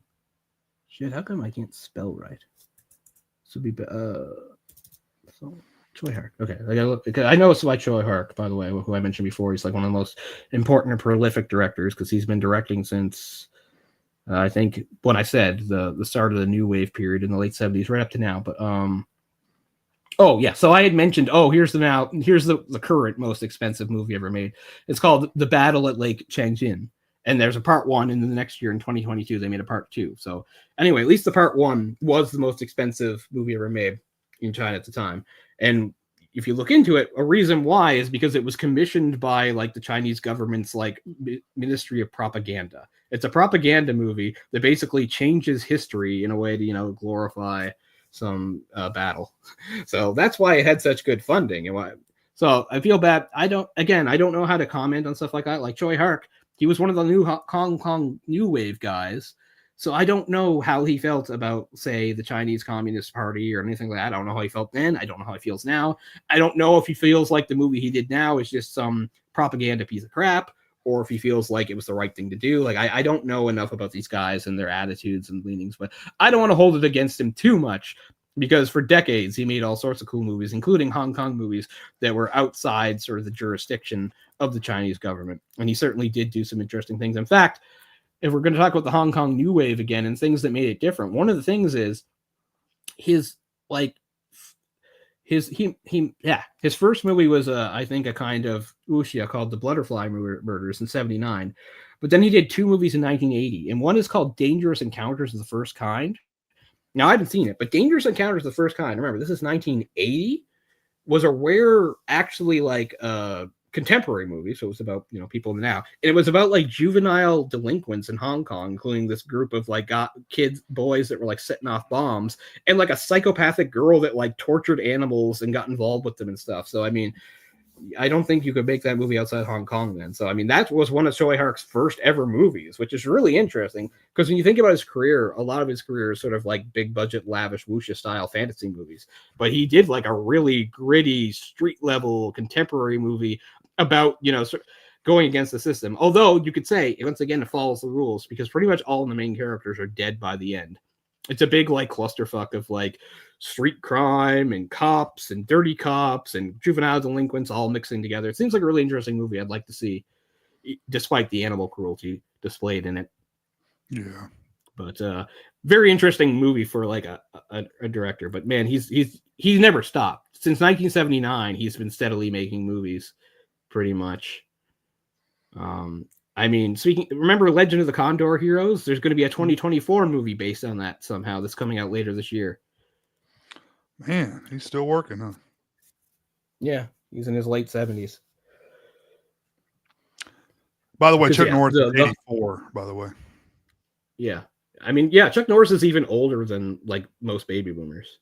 Like Chuck Norris, by the time he became a star, like Chuck Norris didn't become a star when he was like 21 or something. I don't even know if he would be considered a baby boomer. He was born in 40. Baby boomers started, what, 44? 45? Oh, then he's not. He's older than a baby. Yeah, baby boomers are post-war, right? So he's not a baby boomer. So, yeah, because that's the thing. Speaking of the Hong Kong New Wave, like those directors and cinematographers, they're pretty much all baby boomer guys born in the 40s and 50s. But yeah, Chuck Norris is older than a baby boomer. So yeah.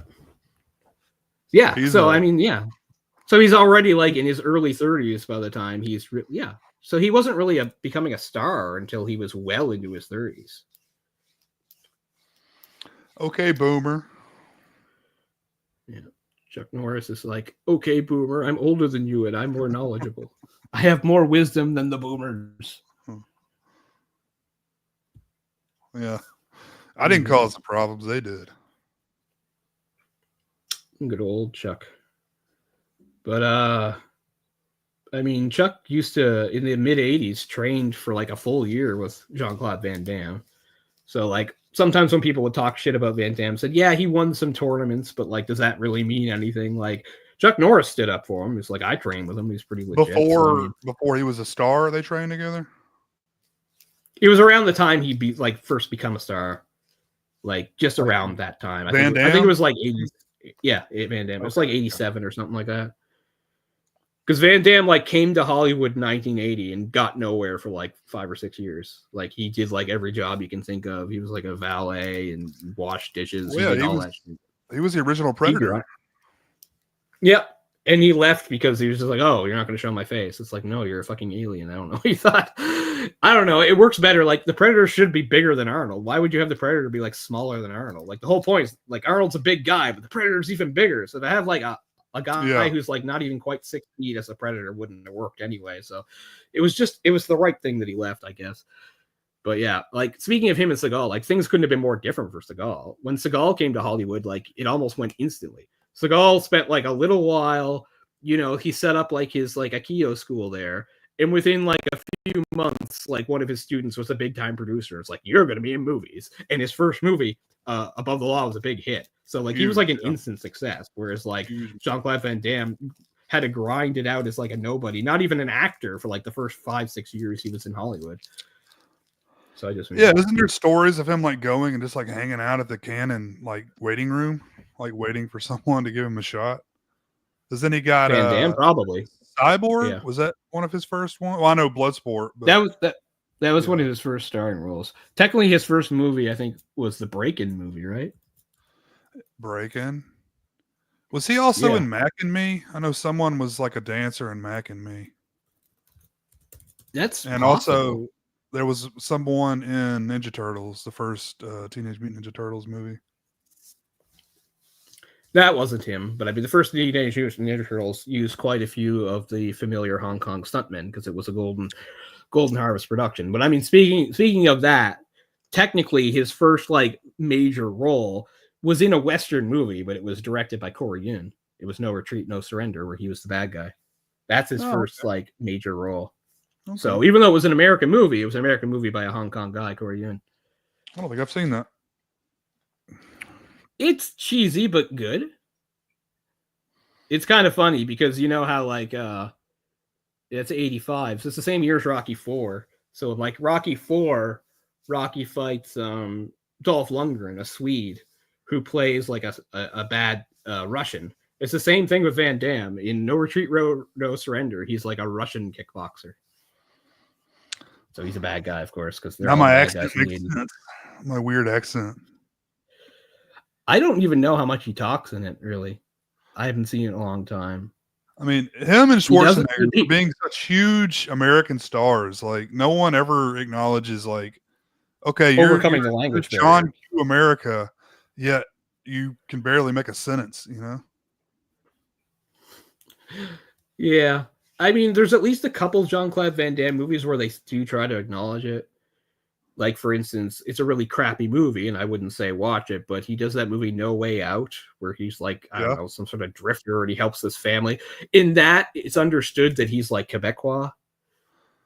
Okay. And of course, in same thing with, I think, Death Warrant. Death Warrant, he's supposed to be Canadian as well. It might even take, I think Death Warrant might even be set in Canada. It's like set in a Canadian jail, I think. You know, a French Canadian, sure. You know, I can buy that. Just like, and then even though the accent doesn't really line up, they know it'll work for, you know, most people, so they don't know. You know, in speaking of John Woo's first movie, you know what I mean. I was saying I was hoping we could watch it soon, actually. Not the Killer. No, John Woo's first American movie, which has Jean-Claude Van Damme. Hard Target. Hard Target, right? So in Hard Target, he's supposed to be like Cajun, right? That's how they explain his accent there. Like he's from Louisiana. Yeah. He's like Cajun kind of French, you know. Doesn't really line up, but it works. Like it's the best, but it's the best with Arnold. Like Arnold, there's just never anything. I love how Arnold, especially like, sure, in his early roles, Arnold's like some like special badass, but especially when they do the comedies, like Jingle All the Way seems hilarious to me. Then Arnold's just some regular American Joe in Minnesota, and his next door neighbor's Phil Hartman. It's never acknowledged that he's a massive bodybuilder with an Austrian accent. He's like, my son is Jake Lloyd. I'm super just a apple pie American John Q. American. You know? Turbo Man. Yeah, Turbo Man. I will probably watch that this year because it sucks, but I always watch it. It's not a good movie. No. I think I mostly watch it out of respect for Phil Hartman because I love him. Yeah, it's like a nostalgia thing. That's the only reason I like it. I can't believe like what the fuck? Like George Lucas watched that movie and was like, "Yes, there's my Anakin. He's brilliant. Such range." But I mean, he really did fix it. Like, I'm not making that up because I know sometimes when, you know, people talk about like who makes the decisions in casting, like that is true. Like George Lucas went after Jake Lloyd, wanted Jake Lloyd specifically, and like chose him, and then like I think took over like a Chuck E. Cheese and threw a huge party for him with all these people. Is like, this is like, so that's actually a true story as far as like we're talking about like Hollywood stories and how things get exaggerated. Because yeah, sometimes you talk about a director. The director didn't always have full control over the casting, but as far as Phantom Menace goes, yes, George Lucas was 100% the guy that wanted Jake Lloyd. That is all on him. Is Jake Lloyd like addicted to like fentanyl or something now? I kind of assumed. I mean, it never seems to go well for these guys, especially considering like star, you know. Considering there's also a lot of backlash to it, right? Like he had this super coveted important role, and people want to blame him for his bad acting in it. But it's like it's bad acting, but it's also bad writing. So, you know. Oh yeah, it's a bad movie, but seeing some of the newer movies, it actually holds up, unfortunately. But yeah, I wanted to check. That was Kurt McKinney in No Retreat, No Surrender. He never went. Unlike a lot of those like kickboxing guys, he actually didn't even have much of a career. What's hilarious is in 2024, I'm never gonna watch it because it's the ultimate has-been movie. But there's a Kickstarter movie called The Last Kumite, and it has like every single washed up like martial artist from that era back in it. Is it based on Like Kurt Bloodsport? McKinney. I guess so, yeah. That's Kumite's in Bloodsport. Right? Bolo Young's son is in it. Kumite. Yeah, that's what it's about. The Kumite. Yeah.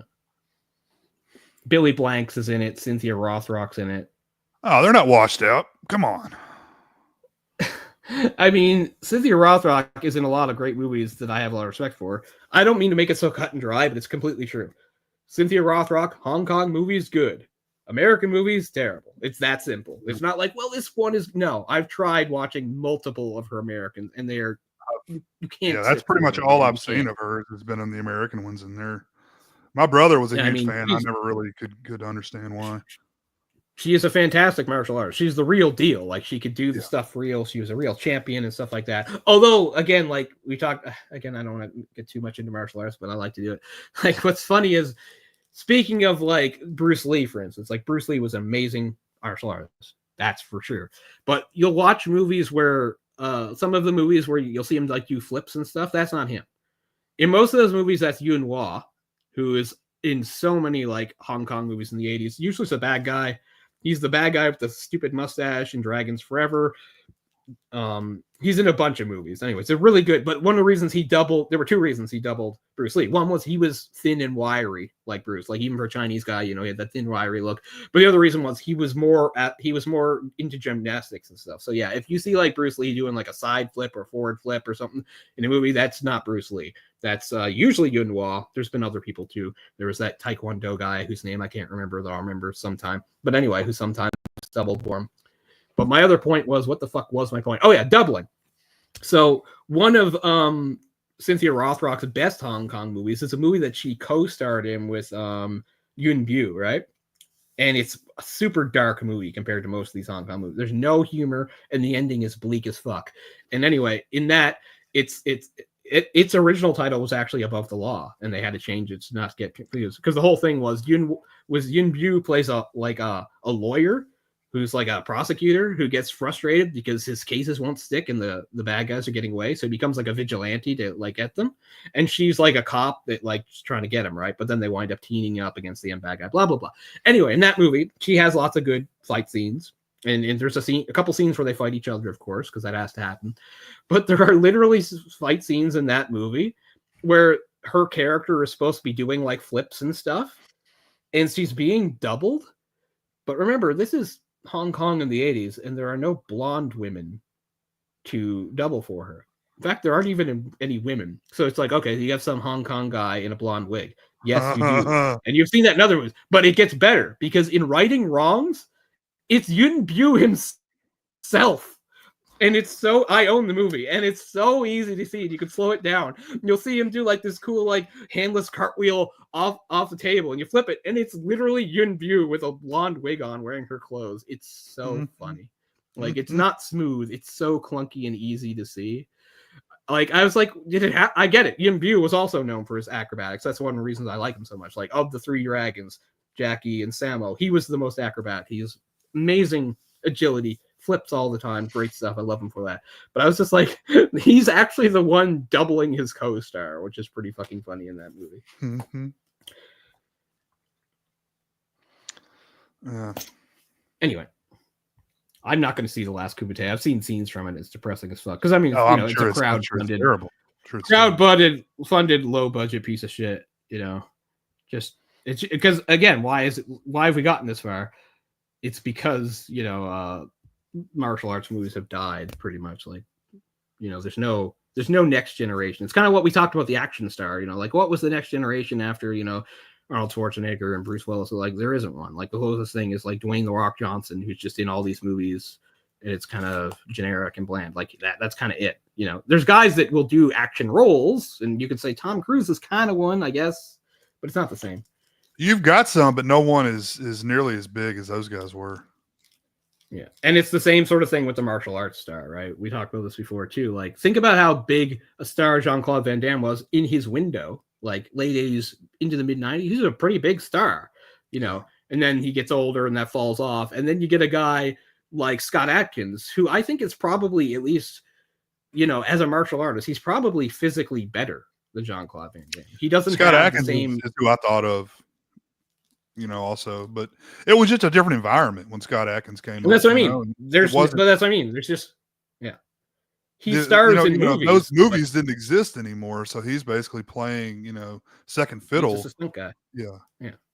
So he's just a bad guy in a bunch of movies, like a not even an important bad guy. And then when he has starring roles, you know, they're low budget, straight to streaming things that, you know, like Accident Man or something. They're good movies. And that's the difference between somebody like me and the public.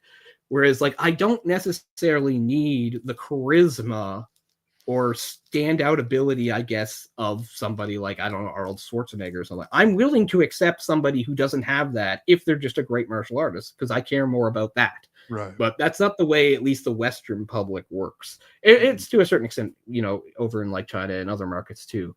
But I just mean, because it's just like, yeah, like Scott Adkins, there's nothing wrong with his acting, but he does not have the presence or charisma of Jean-Claude Van Damme. He's not as good looking as Jean-Claude Van Damme, you know, but he is probably arguably an even better martial artist. But that's not going to translate into like being a big star, because times have changed and trends have changed. And yeah, it's too bad. He, you know, if he was born earlier, you know, he could have been one of those stars that we talked about to a certain extent. I was trying to find this guy. He was a big Cannon guy. Speaking of stories, I'll give you a quick one about Scott Adkins. But a great martial artist. I was going to ask what you thought of him, but I can't. Which guy? I can't think of his name. Is it Michael Dudikoff? I think that may be it, yeah. He's the guy that's American Ninja, if that's who you mean. Okay. But he's done a lot of other movies? stuff too, right? Yeah, Revenge of the Ninja. Okay, gotcha. No, not Revenge of the Ninja, the American Ninja movies. Not Revenge of the Ninja. I'm just going through Cannon movies. Okay. I know that's canon. I know that American Ninja, there's at least 3 or 4 of them. His name's, I think, Michael Dudikoff. He was like he was like Cannon's guy there for a minute, like towards the end of their run. That sounds like him. American Ninja. I'm trying to find. Is it Dudikoff? Is that how you say it? I'm just going off memory here. Right, yeah. I made a lot of movies.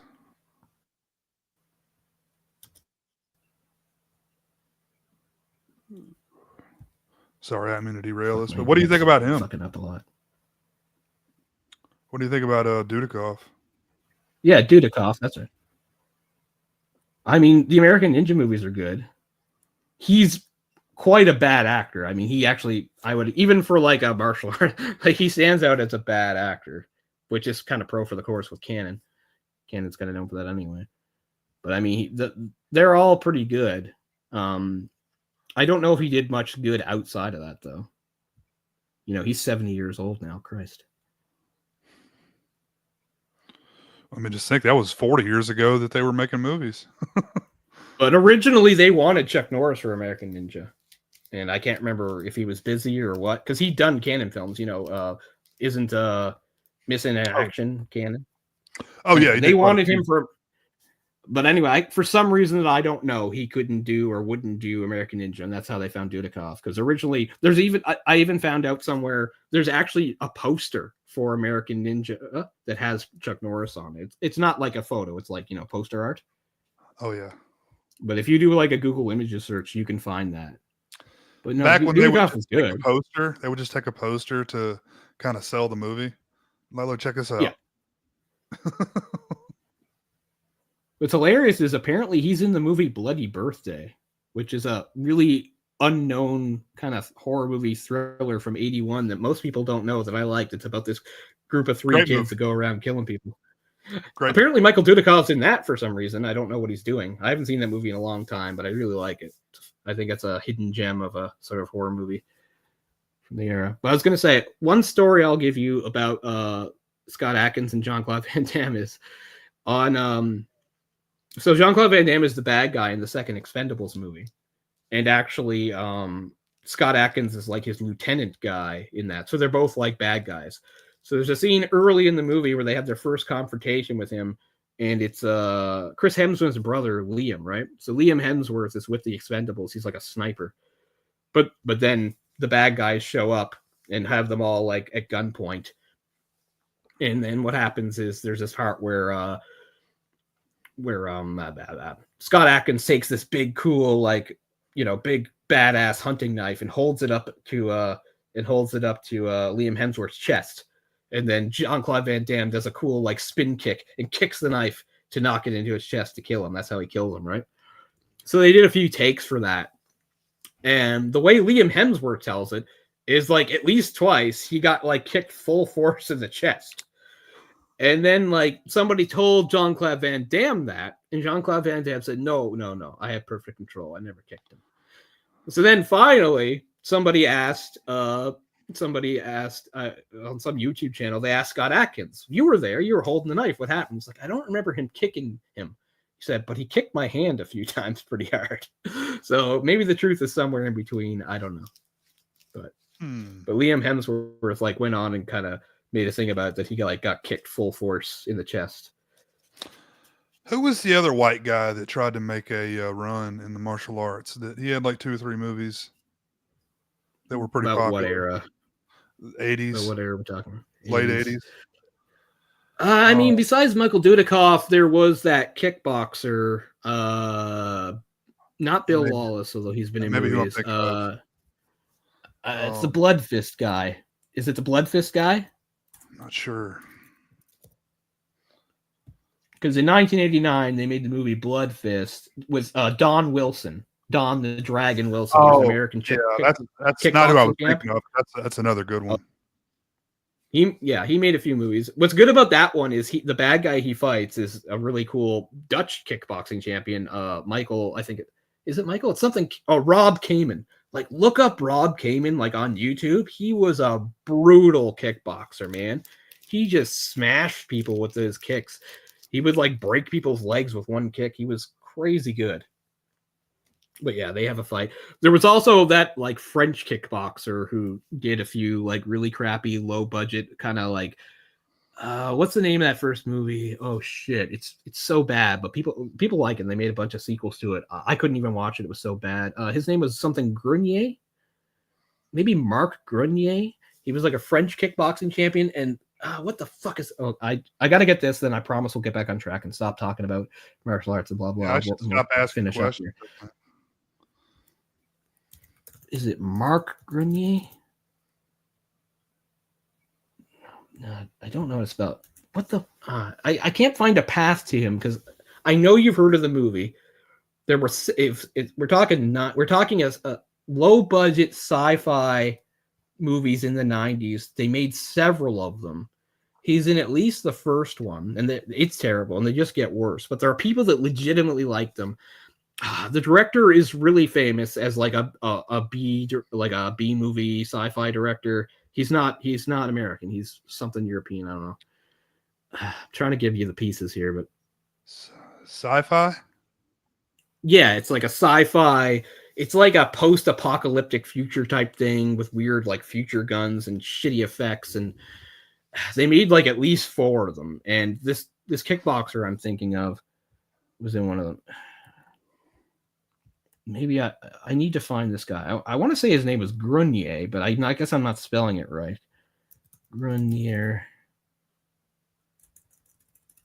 Mark. Grenier. Damn it. No, I'm finding actors, but I'm not finding kickboxers. Fuck. This is going to bother me. I just want to do this, and I swear we'll get back on. We'll get back on track, but this is just bothering me. I need to find out what the movie's called. It has a title. It's not Neomancer, but it's a title that sounds kind of like that. I think it's one of those ER movies that ends in ER. Okay. French kickboxer Grun. Olivier Grenier. Okay, we're back on track. So the kickboxer I'm mentioning, his name is Olivier Grunet. I guess it's Grunet. You probably wouldn't. So that's Olivier Grunet. Oh, he was okay. he was a French kickboxing champion, and he was in movies. But the movie he was known for was, wait for it, Nemesis. Dragonmancer. By Albert Pinion. So Nemesis. So there's several movies called Nemesis.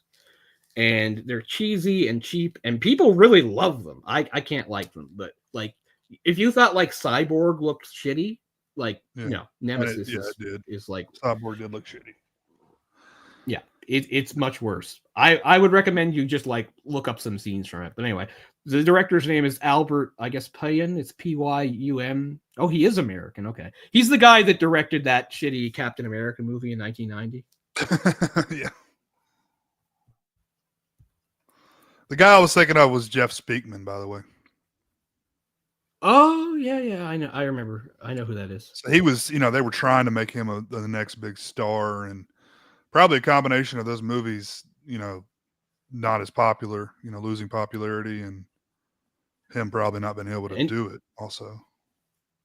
Also, like 20 years ago, I don't know what, because the internet's so different, but I remember it was in one of my friend's dorm rooms. This is my second year at university, so my second year living in a dorm, and we somehow were like finding like sites with like random movie trailers, and we found the one for the 1993 movie Brain Smasher: A Love Story, which starred Andrew Dice Clay, and I think Terry Hatcher's in there.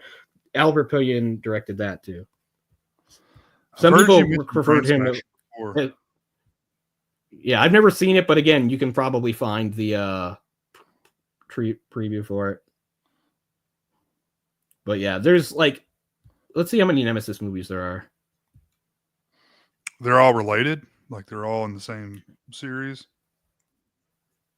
Nemesis is, yeah. There's got to be at least a couple different. There's more than, how many are there? Sequels. Yeah, they got all the way up to like 6 or 7, I think. Although he directed at least there's at least a trilogy. It's like Nemesis, Nemesis 2, Nebula, Nemesis 3, Pray Harder, with Prey spelled Prey, which is retarded. Oh, that's brilliant. Nemesis 4, Death Angel. I think he directed all those, and that's all in the 90s. And they actually get worse and worse. So it's kind of amazing, like if you watch the first one, because the worst one's absolutely terrible. But a lot of people actually really like them. They have like they're like cult classics to certain people. But anyway, I would recommend, again, just go on YouTube and like look up clips of Nemesis. Just put in like Albert Pinion or whatever, so you don't get something else. It's crazy ridiculousness. And anyway, unfortunately that was Olivier Grenet's that was his entry into movies. So maybe if he had done something else, he could have been an action star, but instead he got those. Anyway, but yeah, that was the period, right? Like late 80s, early 90s, a lot of martial artists coming in, trying to get it, but not too many of them made lasting impacts or anything. Okay, one last thing I'll say is just the other night I watched Ong Bak for the first time in a little while. And man, Ong Bak kind of makes me sad because that came out in 2003. And now, again, it's kind of like a false start because it's like, oh yeah, Jackie's getting older. It was 20 years ago, Jackie was getting older, and Jet Li's getting older. But here's like this new guy from Thailand. That's how I learned what Muay Thai was. I didn't know what Muay Thai was until I watched that movie.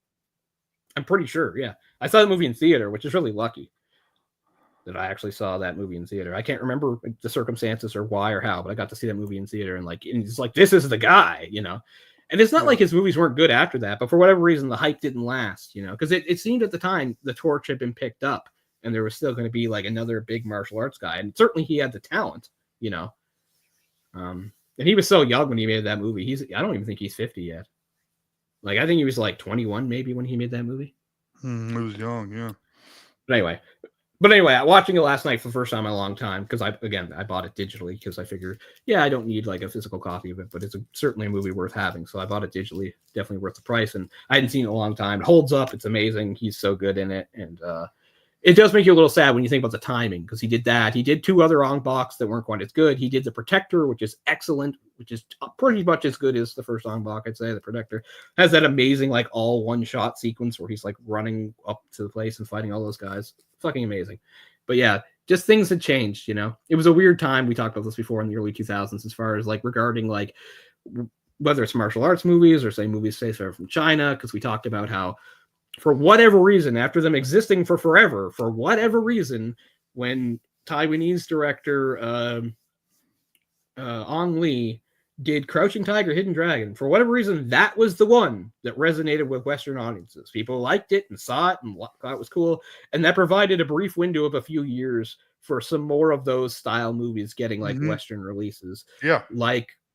Like a couple of, and Jet Li's name helped because he was a familiar guy, because, you know, he did like Fearless and Hero.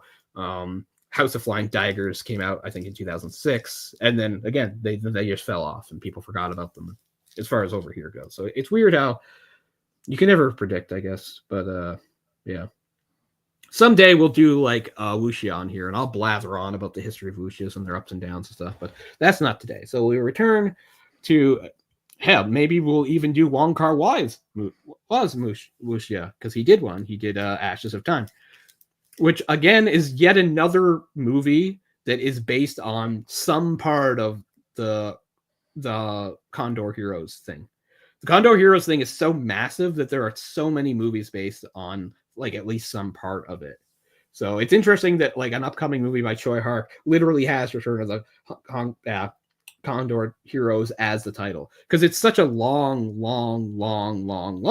story. You could literally make like 30 movies out of it, probably, maybe more. And in a way they have, except they've just been made without any plan, right? Like, if you go back and look at some of these movies from the 70s and 80s, these you know, you look up a list of, like, you know, wuxia movies or kung fu movies or whatever. If you look at a list of those, a good section of them will actually be in some way or another based on that, but they're not connected, you know, like except for The Brave Archer. I'm sure you've heard of The Brave Archer. There's at least 2 or 3 of those. They are part of that. There's a movie called Little Dragon Maiden from 1983, which is quite amusing. That's part of that. But if you watch those movies, you would never think, oh, this is from the same book. You wouldn't think that at all, because that's how massive these books are and how many fucking characters there are, and they take place over a long period of time. But I'd really like to see the 83 show that our guy Andy Lau had been part of, because I've heard it's really good. But yeah, they've made, I think, 5 different versions of a show based on it. So be interesting to compare them, but most of them don't have any, you know, English subtitles or anything. So who knows where we're going with that. But anyway, yeah, I know I spent a lot of this movie talking about, like, the style and the history of lighting and neon, but it's a really interesting door to that, as I said, because it is sad to think that, like, the Hong Kong that's in this movie is, like, long gone. I'm not saying, oh, don't go to Hong Kong now, it's garbage. I'm sure Hong Kong's still one of the coolest cities on the planet, and I would definitely love to go there. I just feel sad that the Hong Kong that I kind of fell in love with, the 80s Hong Kong into the sort of 90s, is gone, and the neon is gone, and it's so different now. But what can you do? Movies wind up being snapshots of their time, whether they mean to or not. And this definitely was. Just, it makes me feel nostalgic too, just thinking about, like, you know, where Andy Lau was in his career, and Maggie Cheung. You know, they're all older people now. Everyone's getting older. But Yeah. Wong Kar-wai, I think he's retired. Maggie Cheung retired from acting in 2007 because she wanted to be a composer. I don't really know what happened with that, but yeah. So she stopped acting in 2007. So she was quite young still when that happened. But she's, you know, an iconic actress. And this is a great role for her. I still don't know if that's really her voice I'm hearing or if it's a dub voice, but I'm not used to her voice sounding the way it sounds, at least in this version of the movie. It sounds deeper than what I'm used to. It's not like it throws me off, well, it did throw me off, but it's not like it ruins the movie. It just makes me wonder, I'm like, is that her real voice? And I've been hearing a wrong dub voice all along? Like, I don't know. But anyway, it's an amazing movie, Wong Kar-wai. Like, you know, he's younger than any of the directors that we did for our Masters of Film. But if you wanted to pick, like, a Chinese director, he's probably who I'd pick, because our Masters of Film wasn't necessarily about any era. They just happened to be, you know, directors mostly that had done films a long time ago. He's probably the newest director that I might put on that list, or he's at least the director I would put on that list to maybe represent China. people would argue with that. There's been other good Chinese directors, including Choi Hark, who I mentioned, or King Hu, or something like that, or Cheng Che. If you're a big martial arts person, you might go by Cheng Che. And of course, again, if you like martial arts, you could say Sammo Hung, who's a big performer, but also a really good director. But yeah, I think I would pick Wong Kar-wai, but that's only a semi-informed opinion, because I'm sure there's a lot of these directors I have not seen enough of their movies. Mm-hmm. It's interesting that Patrick Tam's first movie was so good, and he made movies throughout the 80s, and then he kind of just stepped back from it and went into like editing. I'm going to check something really quick. I should have done this before. I just want to be clear on which movies he was the editor for, because he might have even been the editor for this. Oh no, he did. Oh, he did Days of Being Wild and Ashes of Time. Okay, so those are the Wong Kar-wai movies that he was the editor for. But he directed a movie as recently as 2020, although he has not directed much since. Actually, after Ashes of Time, he seemed to step back from the film industry for a while. But yeah, he directed several movies in the 80s. And then I want to see Burning Snow. Speaking of 1988, that's the movie that Patrick Tam directed in 1988. It's a movie called Burning Snow. It's supposed to be very good. I don't know a lot about it, but it's a very well-regarded movie. It's won some awards and stuff like that. So I definitely like to check that out. And of course, John Woo's a great action director. Speaking of name-checking Chinese directors, and I already mentioned Ong Lee is a Taiwanese director who's done Chinese movies and also American movies. So cool stuff. And we've actually done him. If anybody's wondering, did we do Ong Lee? Yeah, we did him. We did the 1997 drama The Ice Storm. So if you're interested in that, check that out. Okay, Jay had to do something, but we're pretty close to the end here. We don't need to drag this out. But yeah, I really love this movie. I like most of Wong Kar-wai's movies. This is one of my favorite love stories. I'm not a big love story guy. There's not too many movies that have love stories that I'm super enthused about, but this is one of my favorite love stories. And to reiterate what I said earlier, I don't talk a lot about like on-screen kisses because I don't think that's that big of a deal most of the time. This is my favorite on-screen kiss. I think it's great. It's very passionate, fits the movie well, fits the mood. It's very well done.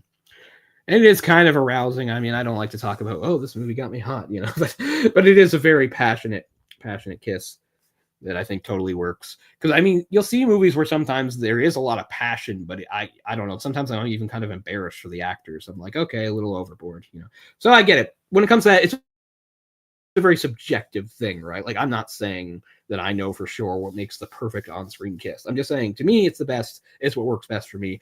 I really like it. It's one of the few times in a movie where I'm actually like anticipating the scene, or the first time I saw the scene, it had a really profound impact on me.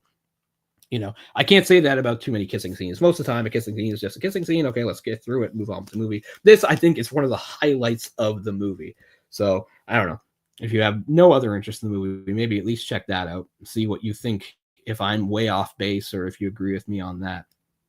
But can't quite wrap up because I need Jay to come back. I assume he'll be back in a moment. He didn't leave me a message, so I assume he won't be gone that long. But yeah, I don't want to just circle around and repeat myself too much. I know I already talked a lot about Wong Kar-wai and his style and sort of his directing style, and that he had been a screenwriter. He wrote this movie, and he wrote some of his other movies too. And he's definitely considered one of those auteurs. He's third on Sight and Sound's list of greatest filmmakers of the last 25 years, but that was from 2002, so that's for a sort of specific period. In any case, it's obvious to say that he's a very highly acclaimed director, although, as I said, Years Go By did not necessarily blow the doors off right away. It's not like, oh, like a new super great talent has arrived. That was not actually the reaction. It took a little while. He had a developing style, and and he wanted to take risks. As I said, it wasn't really necessarily his choice to even do like a crime movie for his debut. That was kind of what was on vogue in the late 80s, as we said. A lot of the heroic bloodshed movies about the semi-heroic criminal who's he's a criminal, but he's brave and he has honor, and the audiences respect him. That was kind of a big deal at that time. There's a lot of movies from the criminal's point of view. A lesser example might be City on Fire, which I believe is Ringo Lam. who is our super underrated director, although not, although he's more just of an action guy, whereas Wong Kar-wai can do all sorts of stuff. Okay, yeah. So So when I was saying Legend of the Condor, Return of the Condor Heroes is obviously some sort of sequel. The main thing is called The Legend of the Condor Heroes, and I've got that split into 4 books, 4 rather large books. The last one I think it's called The Heart Divided. I'm trying to remember, it's like they're all called something. The second one of them is like A Snake Lies Waiting. One is like a bond that's broken or something. A Heart Divided is one. I can't remember, but they're all super important culturally. They're by an author named Jin Yong, or sometimes internationally credited as Louis Cha or Louis Cha, maybe. But yeah, so the movie. So technically, yeah, it's Legend of the Condor Heroes, Return of the Condor Heroes, and Heaven's Sword and Dragon Saber. That's a trilogy. I haven't even gotten to the sequels because the first one is literally 4 quite large books, and they're not written exactly the way you might expect them. They're kind of episodic the way they're written. He seems like a guy that was maybe. It's almost like when you talk about like those 19th century authors, even like Charles Dickens or whatever, that weren't able to at first release their, just publish their book as is, but instead they were just releasing it in installments. I wonder if he did that because they're just so long. They're long. They're huge. But yeah, that's a big cultural touchstone. The Legend of the Condor Heroes. It's kind of like the ultimate wuxia novel, and pretty much any wuxia movie that's been made, even the ones that aren't based on it, usually borrow from it in some aspect or another. It's the kind of thing you expect. It's not super high fantasy. It's just sort of that mostly realistic, except it comes down to often they'll have moves that don't, like a death touch or something, stuff like that. Weird fighting styles that don't sound like they would work in real life because obviously they wouldn't, but they work in this world. It's that kind of fantasy. It's not necessarily flying around or throwing fireballs or anything, but just some sort of impossible techniques and stuff. Anyway, I've taken us off track again, but I was circling around talking about Wong Kar-wai, how cool he is, and to the point where I still think we can probably do another one of his movies or 2 down the line here, but not for a while. Well, I guess the last thing I can say is, do I like this more than Chungking Express? I don't know. I think I do in some ways, just because I really do like the love story between Maggie Cheung and Andy Lo's character, because I'm not big on love stories in general in cinema. Usually I'm not too interested, and this is one of the few that I like a lot, so it gets a lot of points for that. There's love stories, obviously, in Chungking Express, too. That's what's going on there, but they're different kinds. Chungking Express is a lot more stylized, and you could tell that the budget was much bigger. It's definitely got a lot more going on as far as, the cinematography and stuff. But what I do like about this movie, it's a lot of long shots, and he does this. I think he does some of it in Chungking Express as well, but it's I don't know what effect it is, but it's like a slowed down effect. It almost gives a dreamlike feeling to things. It's a lot of it in that end sequence. It's through the whole movie, but a lot of that end sequence does that. And it's really interesting. Holding the shot. Well, yeah, I just mean it's some sort of filter or something that they put it through, but it's panning, but it's slowed down. I don't know how they achieved it, but oh yeah, they do that for the action stuff. Yeah. I mean, he hasn't this is his first movie, so he hasn't quite gotten the sophisticated camera work that he would do in later movies, but I do like, because sometimes I like how I get annoyed by dialogue scenes where we just sort of go from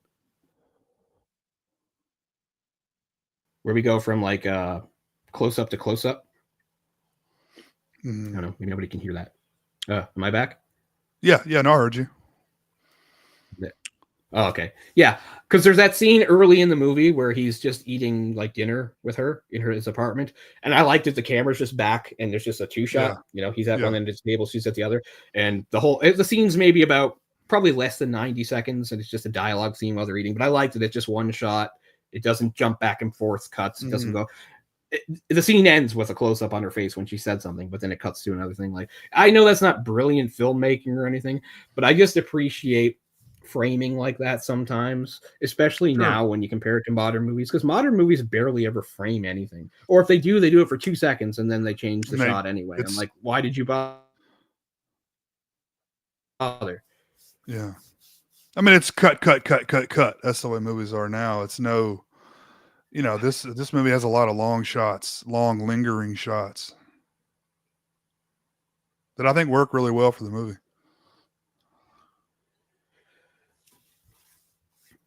But yeah, it's messing up a lot for me now, so I guess I should probably wrap up. But what I was trying to say before I blipped out about the love story, because obviously Chungking Express has love stories in it too, but they're a little more, dialed back and casual, which is usually what I prefer. Like, think of like Tony Leung and I think it's Anita May. Is it Anita May? No, somebody else. But anyway, whoever it is, I can't remember. But their love story is a little more quirky. It's almost more like a romantic comedy type vibe, which is cool, fine.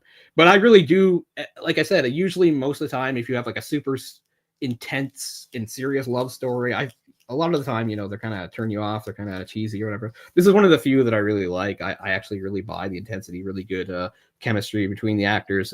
And a lot of it goes down to just unsaid stuff because they don't have like really much dialogue talking about their feelings. A lot of it's just sort of left unsaid, which I like a lot.